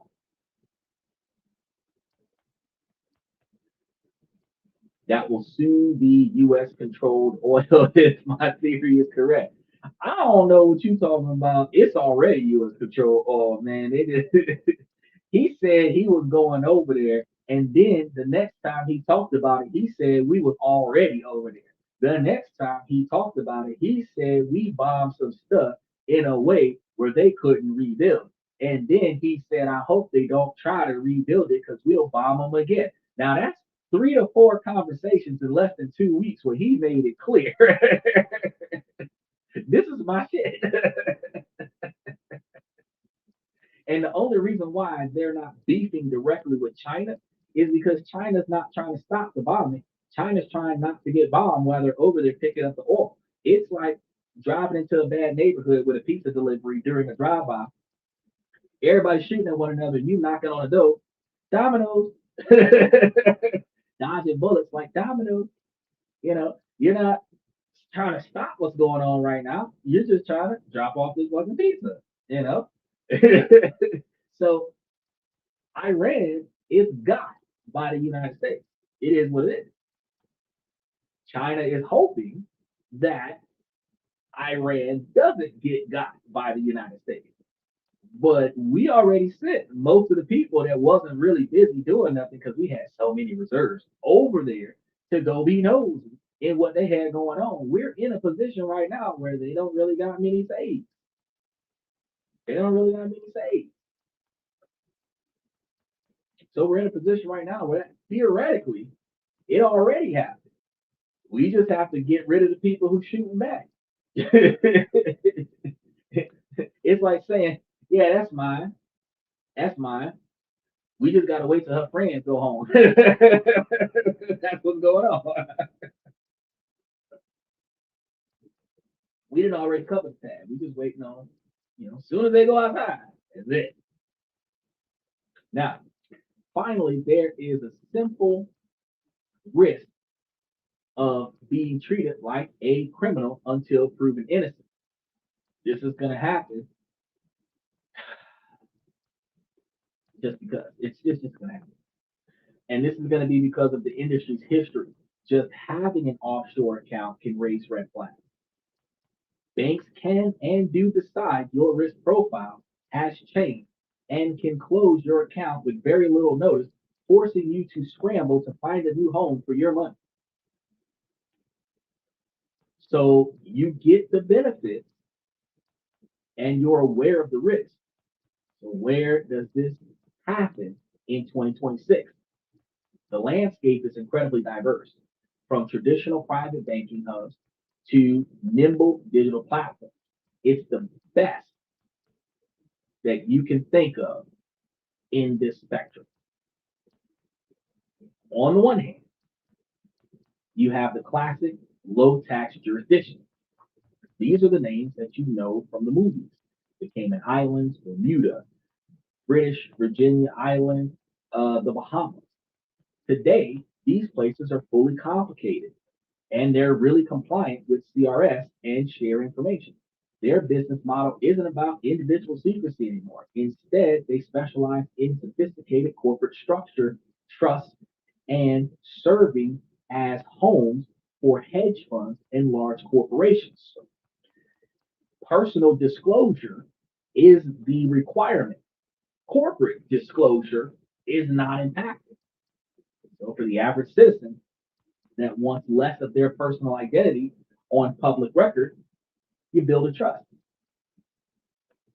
These days, you can buy a trust under your LLC and then do a quick claim deed and transfer the trust over to your or transfer the house over to your trust. You can have a trust with a business listed as the trustee. You can have a trust with another trust listed as the trustee. And if you have a trust with a trust listed as the trustee of that trustee, or the trustee of that trust handles both trusts. So let's say let's say for the sake of for to make this make sense, let's say this and that is a business, the podcast. Then let's say that the podcast is owned by a trust. The trustee of the trust handles the day-to-day operations of the finances of the podcast. Now, let's say that that trust is operated by a trustee that is named another trust. So let's say, I'm the employee of the podcast.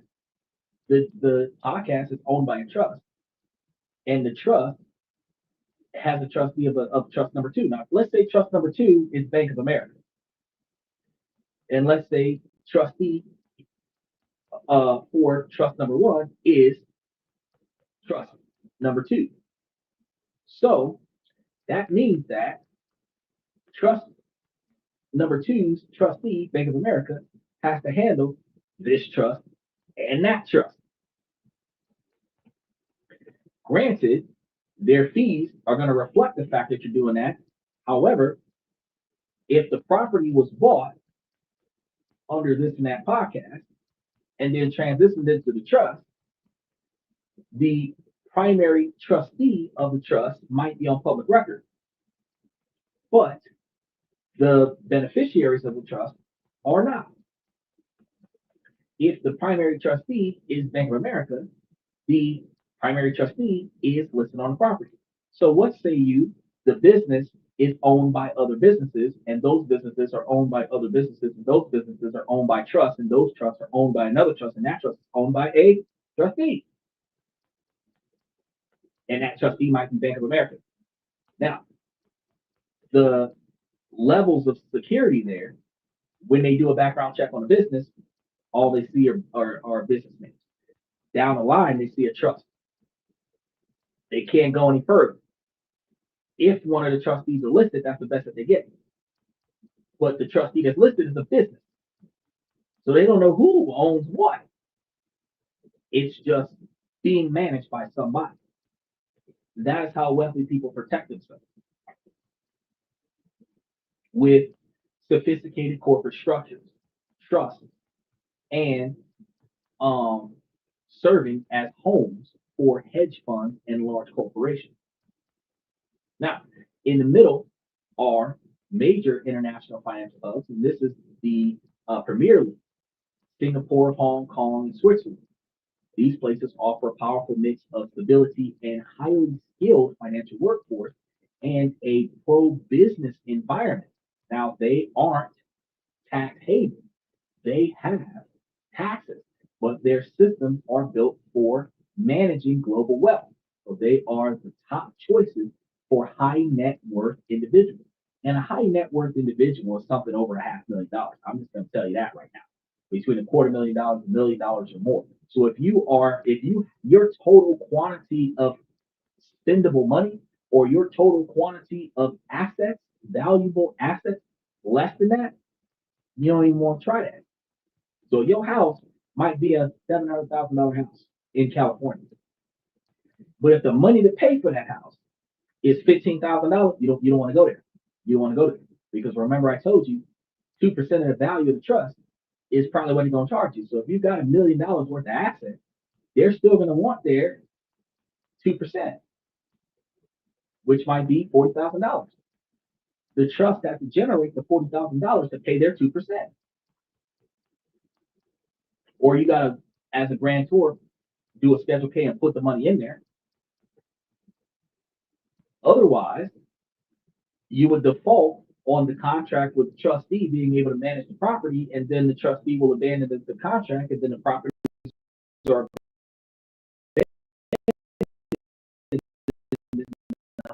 being managed by nobody, right? So the catch here, the barriers to enter is going to be high in these countries. Expect minimum deposits in the 6 or even 7-figure ranges and intense customer vetting.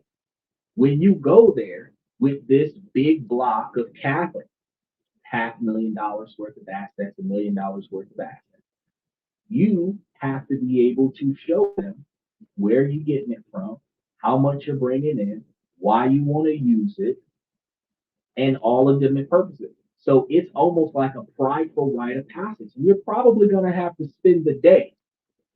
It might take a few hours, but it might take all day. It might take more time to establish an international bank account than it does to buy yourself a brand new car. You got to make sure that everything works correctly. Right? Then we get to the most revolutionary part of the landscape, the digital gateways and fintech. And this is where offshore banking has become accessible. EU countries like Lithuania and Estonia are now hubs for electronic money institutions and digital banks.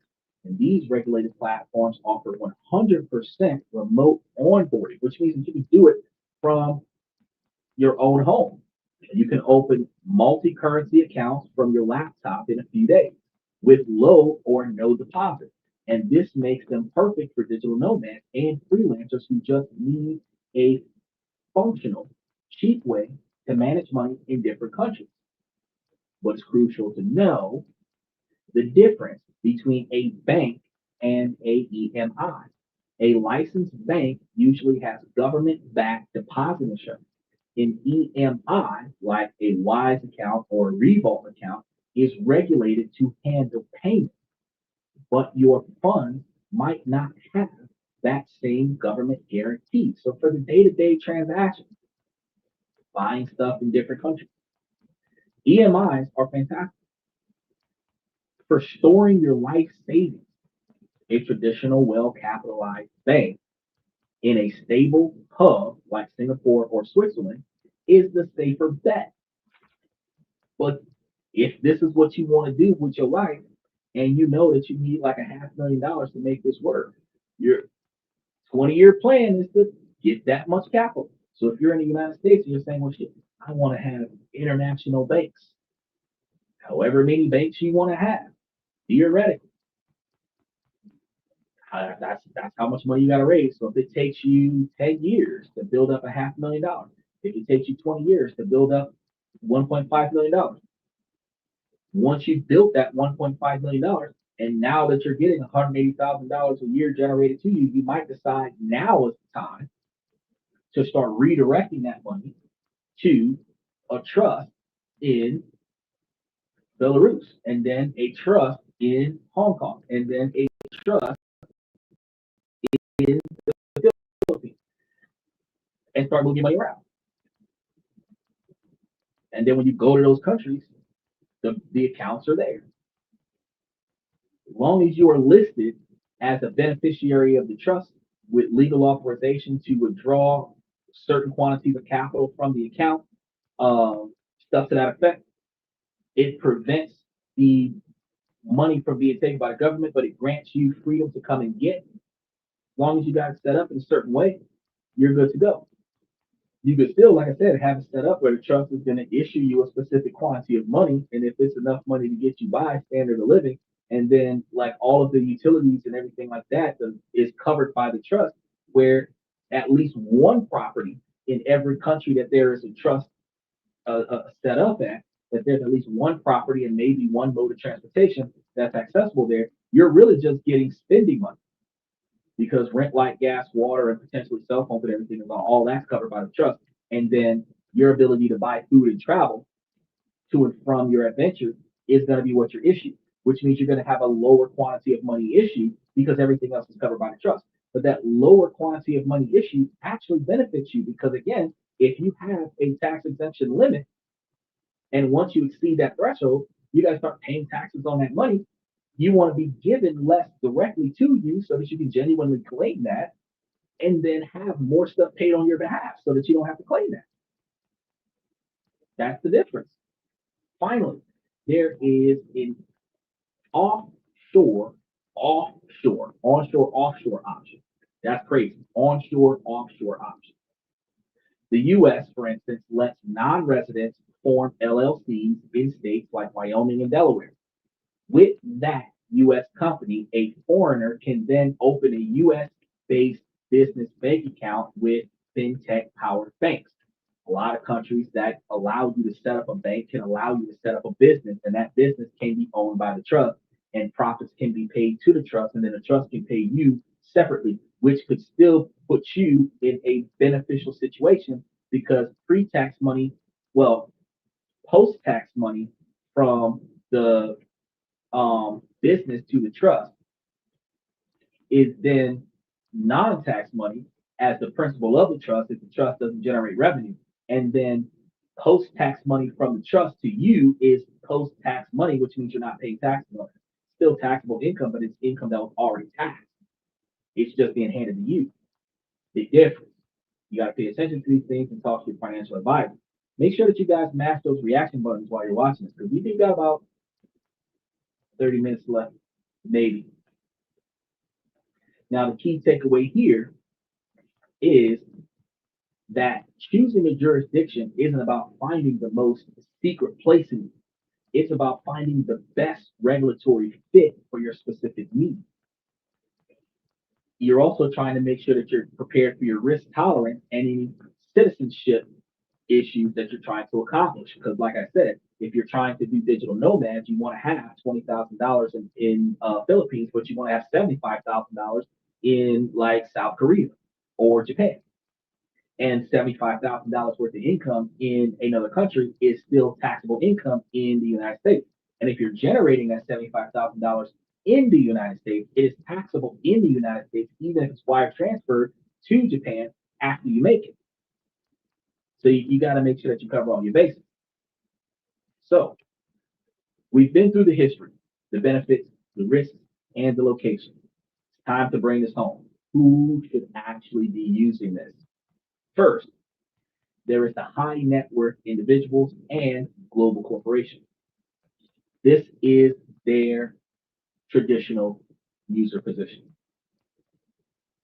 For them, offshore finance is a sophisticated tool for legally preserving and growing substantial wealth.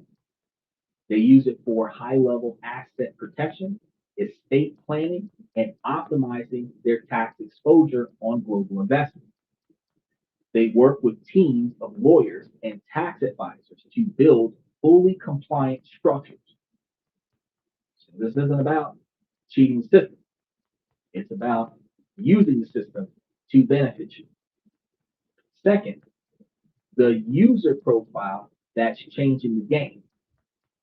The digital nomad, expat, and online freelancer, this group isn't driven by tax schemes or secrecy. Their main motivation is pure convenience and efficiency.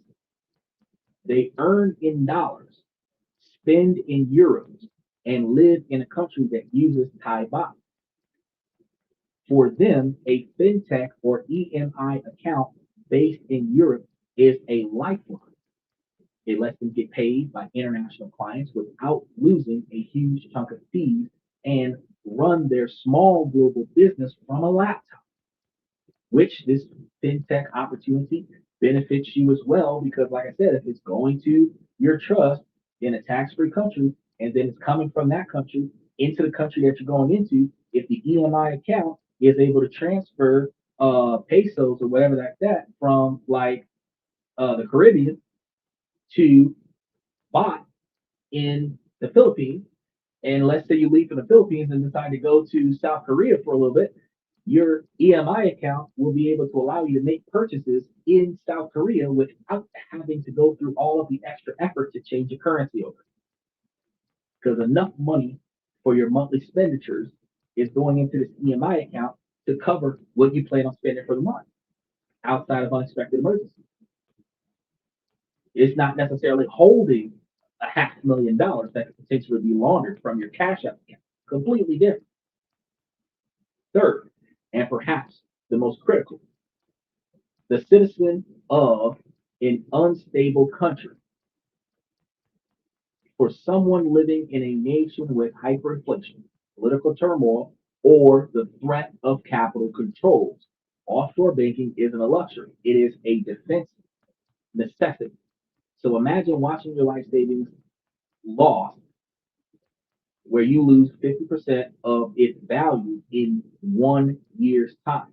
For this person, legally opening an account in a stable country and holding a hard currency like the US dollar or Swiss franc is a way to protect their family's future from the current local political powers. It's a financial lifeboat, not a loophole. So, if those people are the people it is for, who is it emphatically not for? It's not for the average person with a stable job, living and working in a stable country with no real international financial life, where they barely live from paycheck to paycheck. If everything you're doing financially happens within the borders of the country that you live in, the immense complexity, cost, and compliance burdens of offshore banking will crush any potential benefit. If you don't own a passport or have plans to live, work, or invest in other countries, you absolutely do not need this. Build a solid financial foundation at your house first. Like I said before, use a brokerage account. Use the stocks going across the bottom of the screen, going across the top of the screen if you're looking at me from the vertical form. Build yourself a couple $1 million worth of assets in your brokerage account, and then start building real estate investment companies, foreign domestic companies in other countries, and start buying properties in other countries, and then start building these offshore bank accounts in other countries where you're actually establishing a trust or a business in other countries that is going to be paid for by the profits from your portfolio. Build it up at home and then take the profits and take it with you somewhere else. So, back to our original question. Is offshore banking a secret scam or a legitimate tool? The answer is you can see both. It is a chameleon. The same system can be used by criminals to launder money or by a refugee to protect their life savings. It has evolved from a shadowy world of secrecy into a complex, regulated tool for globalization and protection. The difference between the scam and the strategy boils down to two things: intent and compliance. Are you trying to hide your money, or are you trying to legally organize and protect it? Are you evading your responsibility, or are you transparently reporting everything according to the laws in the countries that you're operating? The world of offshore finance is no longer a secret club for the super rich. The digital revolution has opened its doors, but it is not a magic bullet. It is a sharp, complicated tool, and using it without proper guidance can cause serious injury. So tonight's show is for educational purposes only, and it is not going to be any type of financial, legal, or tax advice. The laws are incredibly clear and they're very complex, and they change based on your citizenship and your residence everywhere you go. So before ever considering to make moves like this, the first step you must do is to collect all of the information that you are expecting to need to be successful. Consolidate it all and then contact and consult with qualified cross-border professionals who understand the rules that apply to you. So, if this has helped demystify the world of offshore finance, do me a favor and hit that subscribe button and turn on those notifications, because we break down complex global tactics and we cover top topics like this every single day, every week. And your support helps us make them keep coming for those individuals who need that aha moment so that they can start looking into other things. Because I always tell you guys, as soon as I give you a topic you don't know anything about, after you ask me, you ask the Google lady. So once you go and ask the Google lady and find out what's going on, you take that information and then you take it to a professional and verify the information that you're getting. Oh, and like Steven said, join the membership, because I have more details being dumped into the membership just about on a daily basis. I have transcripts coming down. I've got information. I'm not necessarily giving you straightforward financial advice, legal advice, or tax advice. I'm telling you, hey, if you do research on this, you'll benefit from it. You see these stocks going across the screen? If you were to look at these stocks that are going across the screen and you were like, oh man, let me look at this stock, let me look at that stock. Damn, that stock is cheap. Damn, that stock's paying out a lot of dividends. He wasn't lying. Let me think about investing into that. You will find yourself in a better position because I found these. I looked for them, I found them, I'm watching them. They're still low, they're still affordable, they're still putting out reasonable dividends, and these are all dividend paying stocks. I think one of them, I think it was either Main Street. I think it was Main Street, but I have to go back and double check. Again, doing research. But one of them went from being a monthly dividend payer to a quarterly dividend payer. And when that transition shifted, a certain quantity of money every quarter, well, instead of getting paid a certain quantity of money every month, they're getting a different quantity of money every quarter, but they're still averaging out to be the same quantity of money. But now instead of getting paid 12 times a year, you're now only getting paid 4. So these transitions occur. And if you're watching a show from like 6 months ago, certain things have changed from the day that that show aired, but the facts are still the same, is that this process can work if you do your research and then follow up as a knowledgeable person. All of the extra information that goes into the membership teaches you guys what to look for and where to look for it. And the benefit from it is now you've got at least 80 to 90% of the information that you need to be successful. And the last 10 to 20% that you need is to verify with a financial professional that you covered all of your bases, that you didn't leave anything out, and then execute it. And that is the biggest profit from jumping into the membership. It's because that what $3 a month for the cheapest membership that we got going on right now, that you're paying for 30 days a month worth of, man, there's so much facts going on here that you can consolidate all of those facts and then take some of that stuff and go to certain places and be like, hey, I've got this. This is what I'm trying to do. How much further do I have to go? You can cover that in an hour, where you spent the last 6 months putting this information together. Then you go to the financial advisor and you put in the finishing touches. You go to the lawyer and you put in the finishing touches for whatever field that you're getting a lawyer in, and you put in the finishing touches. That 1 hour for $100 to $350 is more worth it to you in savings than going to the lawyer with no idea what you need and then brainstorming with the lawyer for 5 hours about what you want. And then the lawyer is going to spend 20 minutes to hand you something that is exactly what he's given to most of his clients once they explain enough information about what they're trying to do. The details is going to be the only thing that is going to condition your legal document different from somebody else. But the method is still the same. So you can save so much money just taking the information that I give you. So my advice, do research on the information I give you.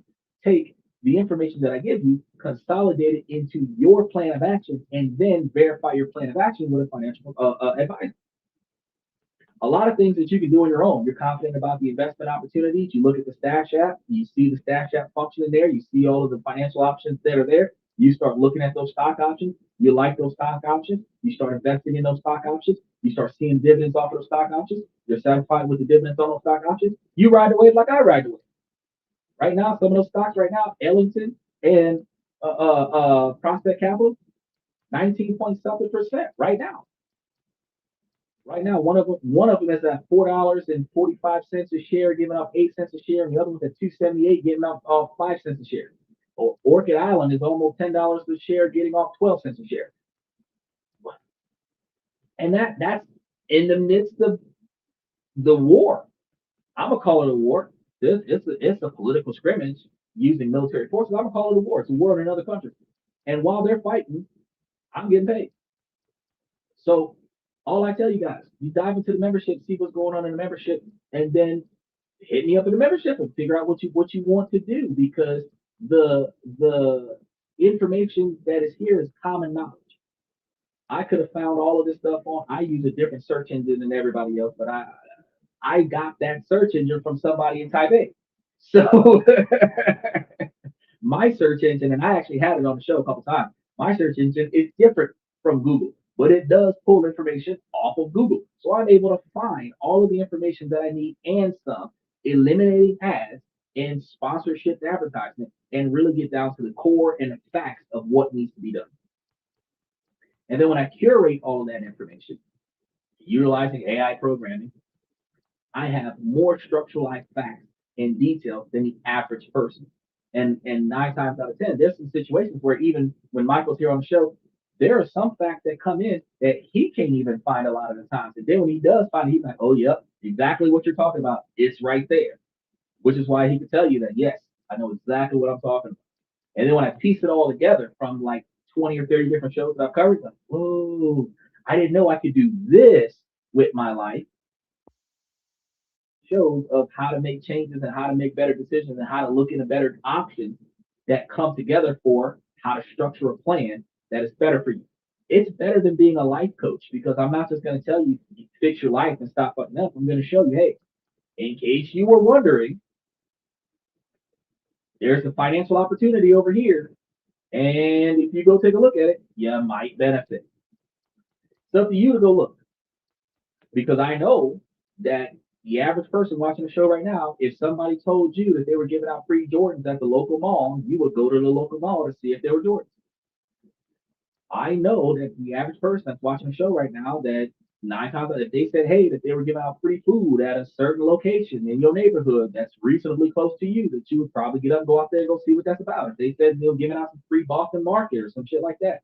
If Dunkin' Donuts was doing a free donut day, if McDonald's had free value meals for 48 hours and you found out about it, you'll be going over there trying to see what's going on. So if I'm telling you that there's different ways that you can make money, save money, and invest money so that you don't have as much conflict in your life, I don't understand why you wouldn't go look into it and see what it's about. I'm not telling you to spend money. I'm not telling you give me all your money and you will be better. I'm telling you do your research, make different decisions, and those different outcomes will be beneficial to you. That's the only guarantee, is that you're going to benefit from better decisions. And when you look at the information I give you, like, I didn't know that, but I could definitely benefit from that. Start taking action on that. Like, for example, I told you at the top of the show, I was just been telling somebody who smokes 3 times a day, they smoke Virginia Slims like $13, $14 a pack. $300 a year that person would be spending on just smoking. Over the course of 10 years, that's over $150,000 plus interest is with these stocks at like 19 and 18%. These stocks at 15% would put that amount at like almost $400,000. But at these stocks at 18 and 19%, if you rode that for 10 years with these percentage rates, you're likely to see upward of $500,000 just by putting that $15,000 a year into a brokerage account instead of wasting it on smoking. You improve your health and you improve your wealth. Certain situations like that, it's like even after taxes, you still made almost a $500,000. And that quantity of money will be paying upward of $4,600 a month back in dividends at the same 15 and 19% interest rate, which means that if you was putting $1,500 a month in it for 10 years, and now you're getting back out of it $4,600 a month after 10 years. You've officially quadrupled your play money, which means ultimately your principal income can be replaced. You took your play money and flipped it 4 times over, and now your play money has become your primary source of income. You can quit your job now. And that's 10 years doing it by yourself. How would you have felt if you found a partner where the two of y'all could do the same thing and put away 3 grand a month, which is upward of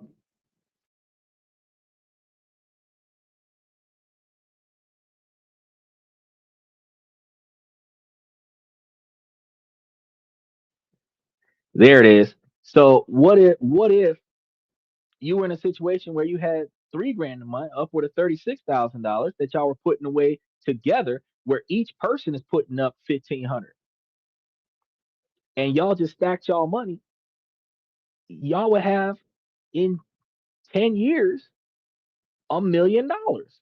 And if you're still getting that 15 to 18%, y'all are getting $150,000 a year now off of that 15+% off that $1 million in 10 years, where honest to God, you would be walking away with more than $10,000 a month. So if each one of y'all together was putting away 1,500 a month together, and y'all put that into the same location and just kept stacking on that money together for 10 years, you would see 5 years in you could quit your job.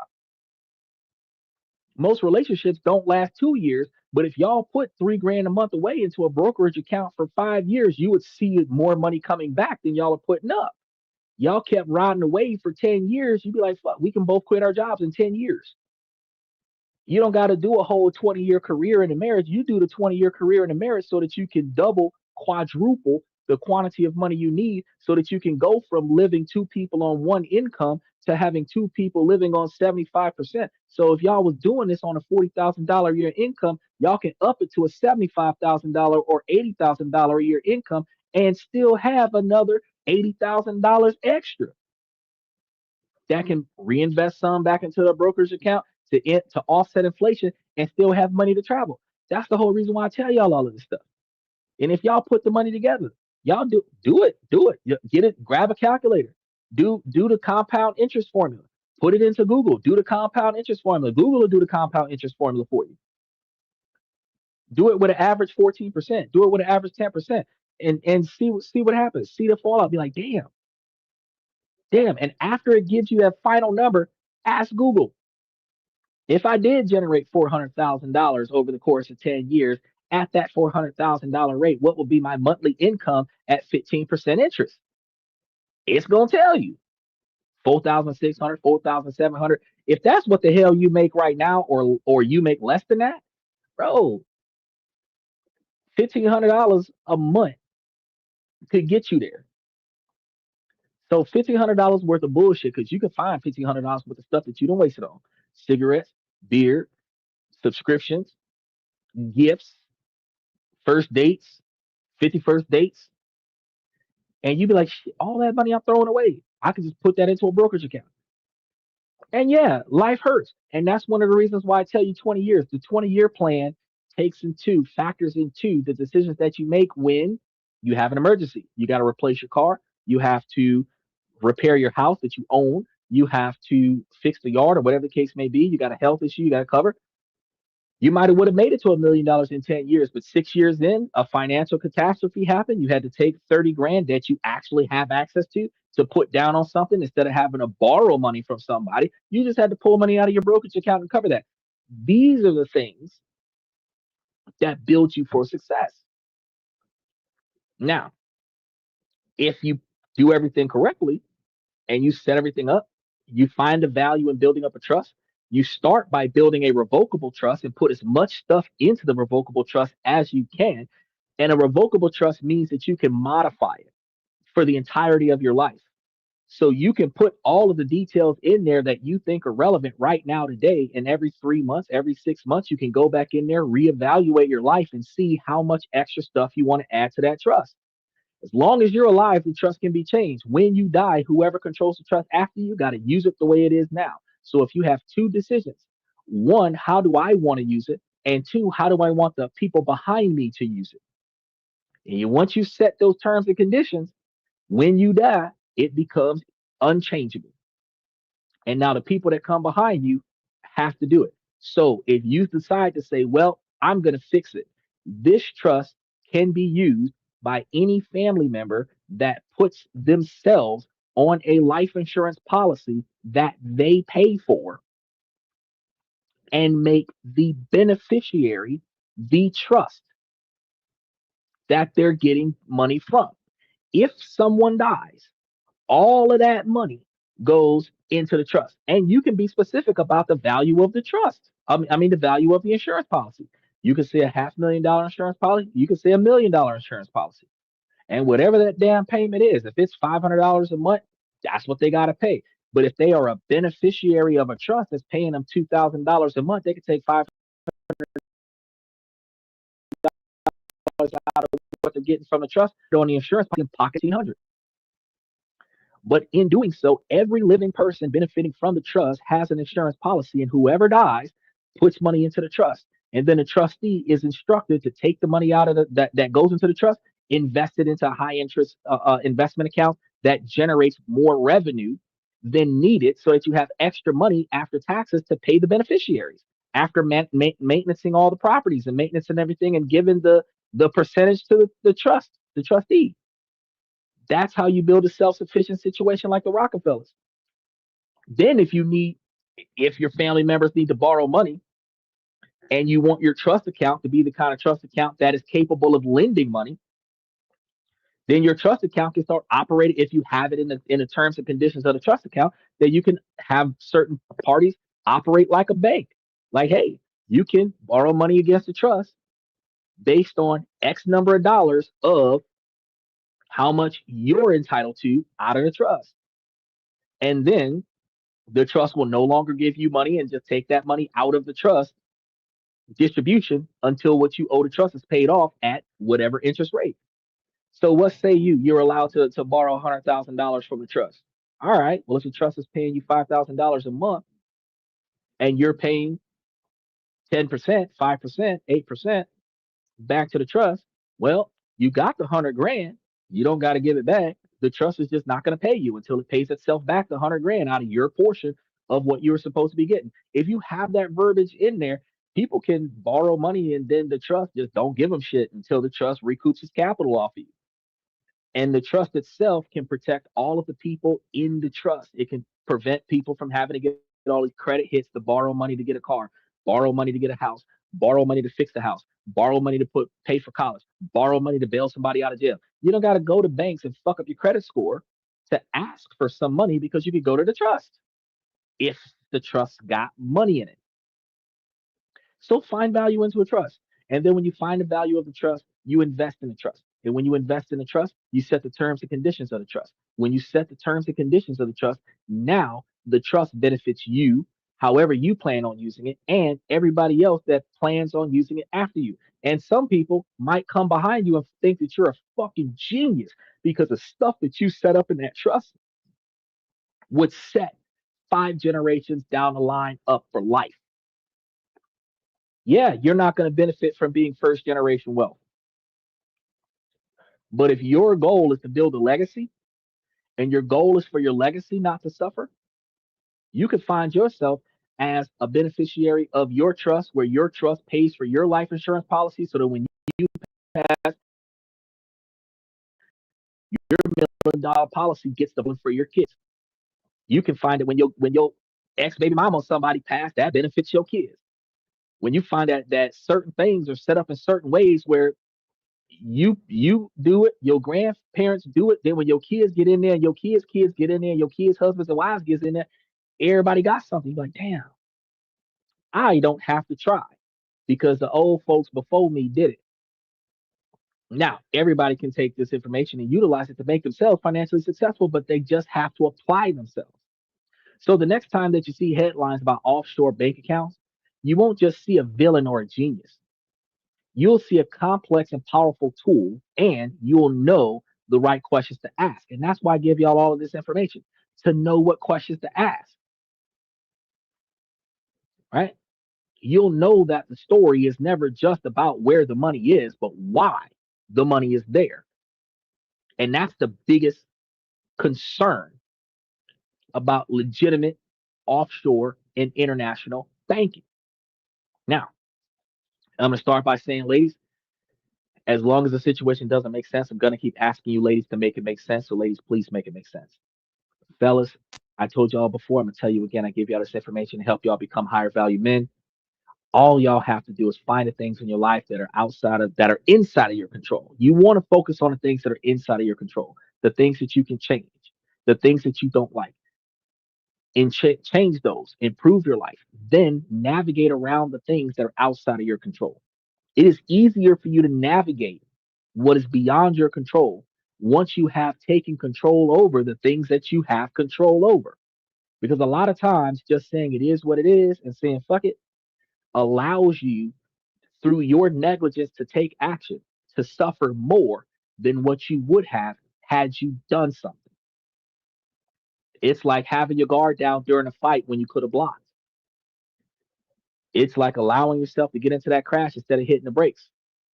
It's like letting the power get cut off on that final notice instead of paying a bill. Not taking action sometimes is worse than taking action. So find out what needs to be done. Find out how it needs to be done. Find out how you can be involved in that. And then proactively do what it takes to get there. Then navigate around the things that are outside of your control. I can't change what ICE does, but I can change how they talk to me. I can change when they talk to me by not being out there. I can change where they talk to me by not going where I know they're going to be at or where I think they're going to be at. You understand? We used to not go into crime-ridden neighborhoods because we knew that crime happened all the time over there. So to prevent from being caught up in crime, we just didn't go where we knew the crime was.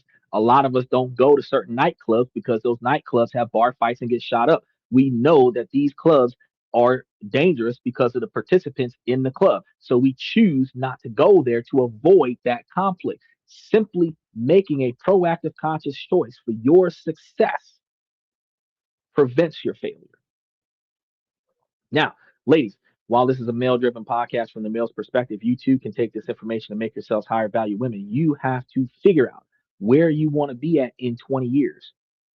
And it is important for you ladies to figure out where you want to be at in 20 years, because reverse engineering where you want to be at allows for you to start working on your day-by-day operation and then paying attention to the man that's next to you to see what his mindset is like. Because if he can blend into your 20-year plan, now you have a partner in life. Instead of just dating these guys because they're spending a bunch of money, or dating a guy because he's cute, or dating a guy because the sex is good, or dating a guy because you got pregnant by him. Start talking to the men and finding out if their mentality messes with where you hope to find yourself at in 10, 20, 30 years.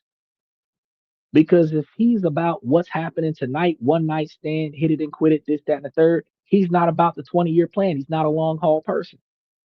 If you're not paying attention to the long haul person, then you're not going to find the right person. So with that being said, I want to thank you guys for coming to this and that. I appreciate y'all dealing with the internet fluctuations. We got a storm going on right now, so I know the internet about to kick out on us. So we managed it. We managed it through all the rough times. We managed it, but things are going to get better. I want to let y'all know I'm your host, Xander, where we talk about this, that, and everything in between. And I will see you guys tomorrow night. And I'm going to be putting up tomorrow night's show, probably Spain, probably a country close to Spain. But I'm going to be putting up tomorrow night's show later tonight, early tomorrow, so that y'all will see Wednesday's show, because we're live 7 nights a week. So thank you guys, and I'll see you again.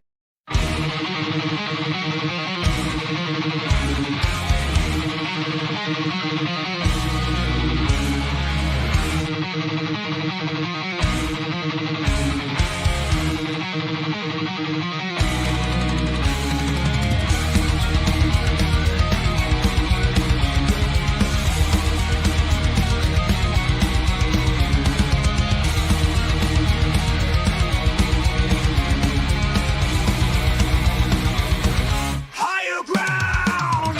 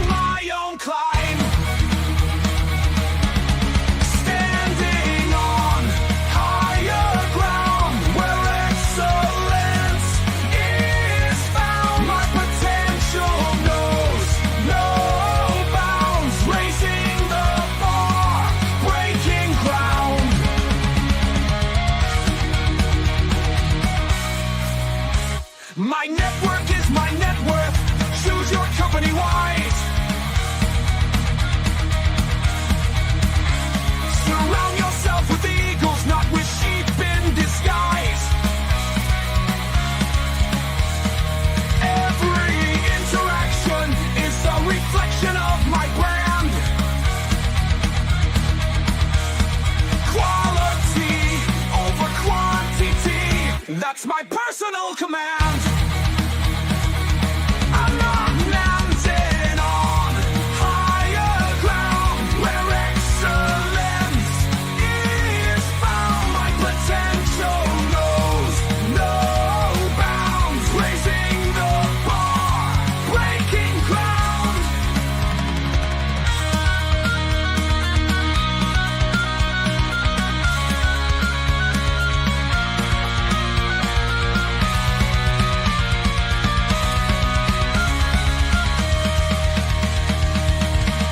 I'm not just living, I'm manifesting my vision, cutting through limitations with surgical precision.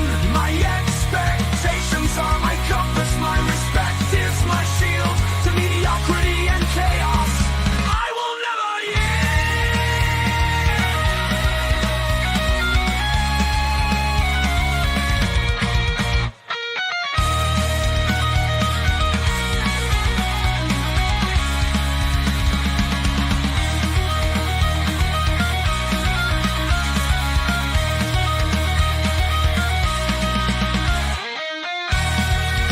I'm not just living, I'm manifesting my vision, cutting through limitations with surgical precision. My expectations are my compass, my respect is my shield to mediocrity and chaos.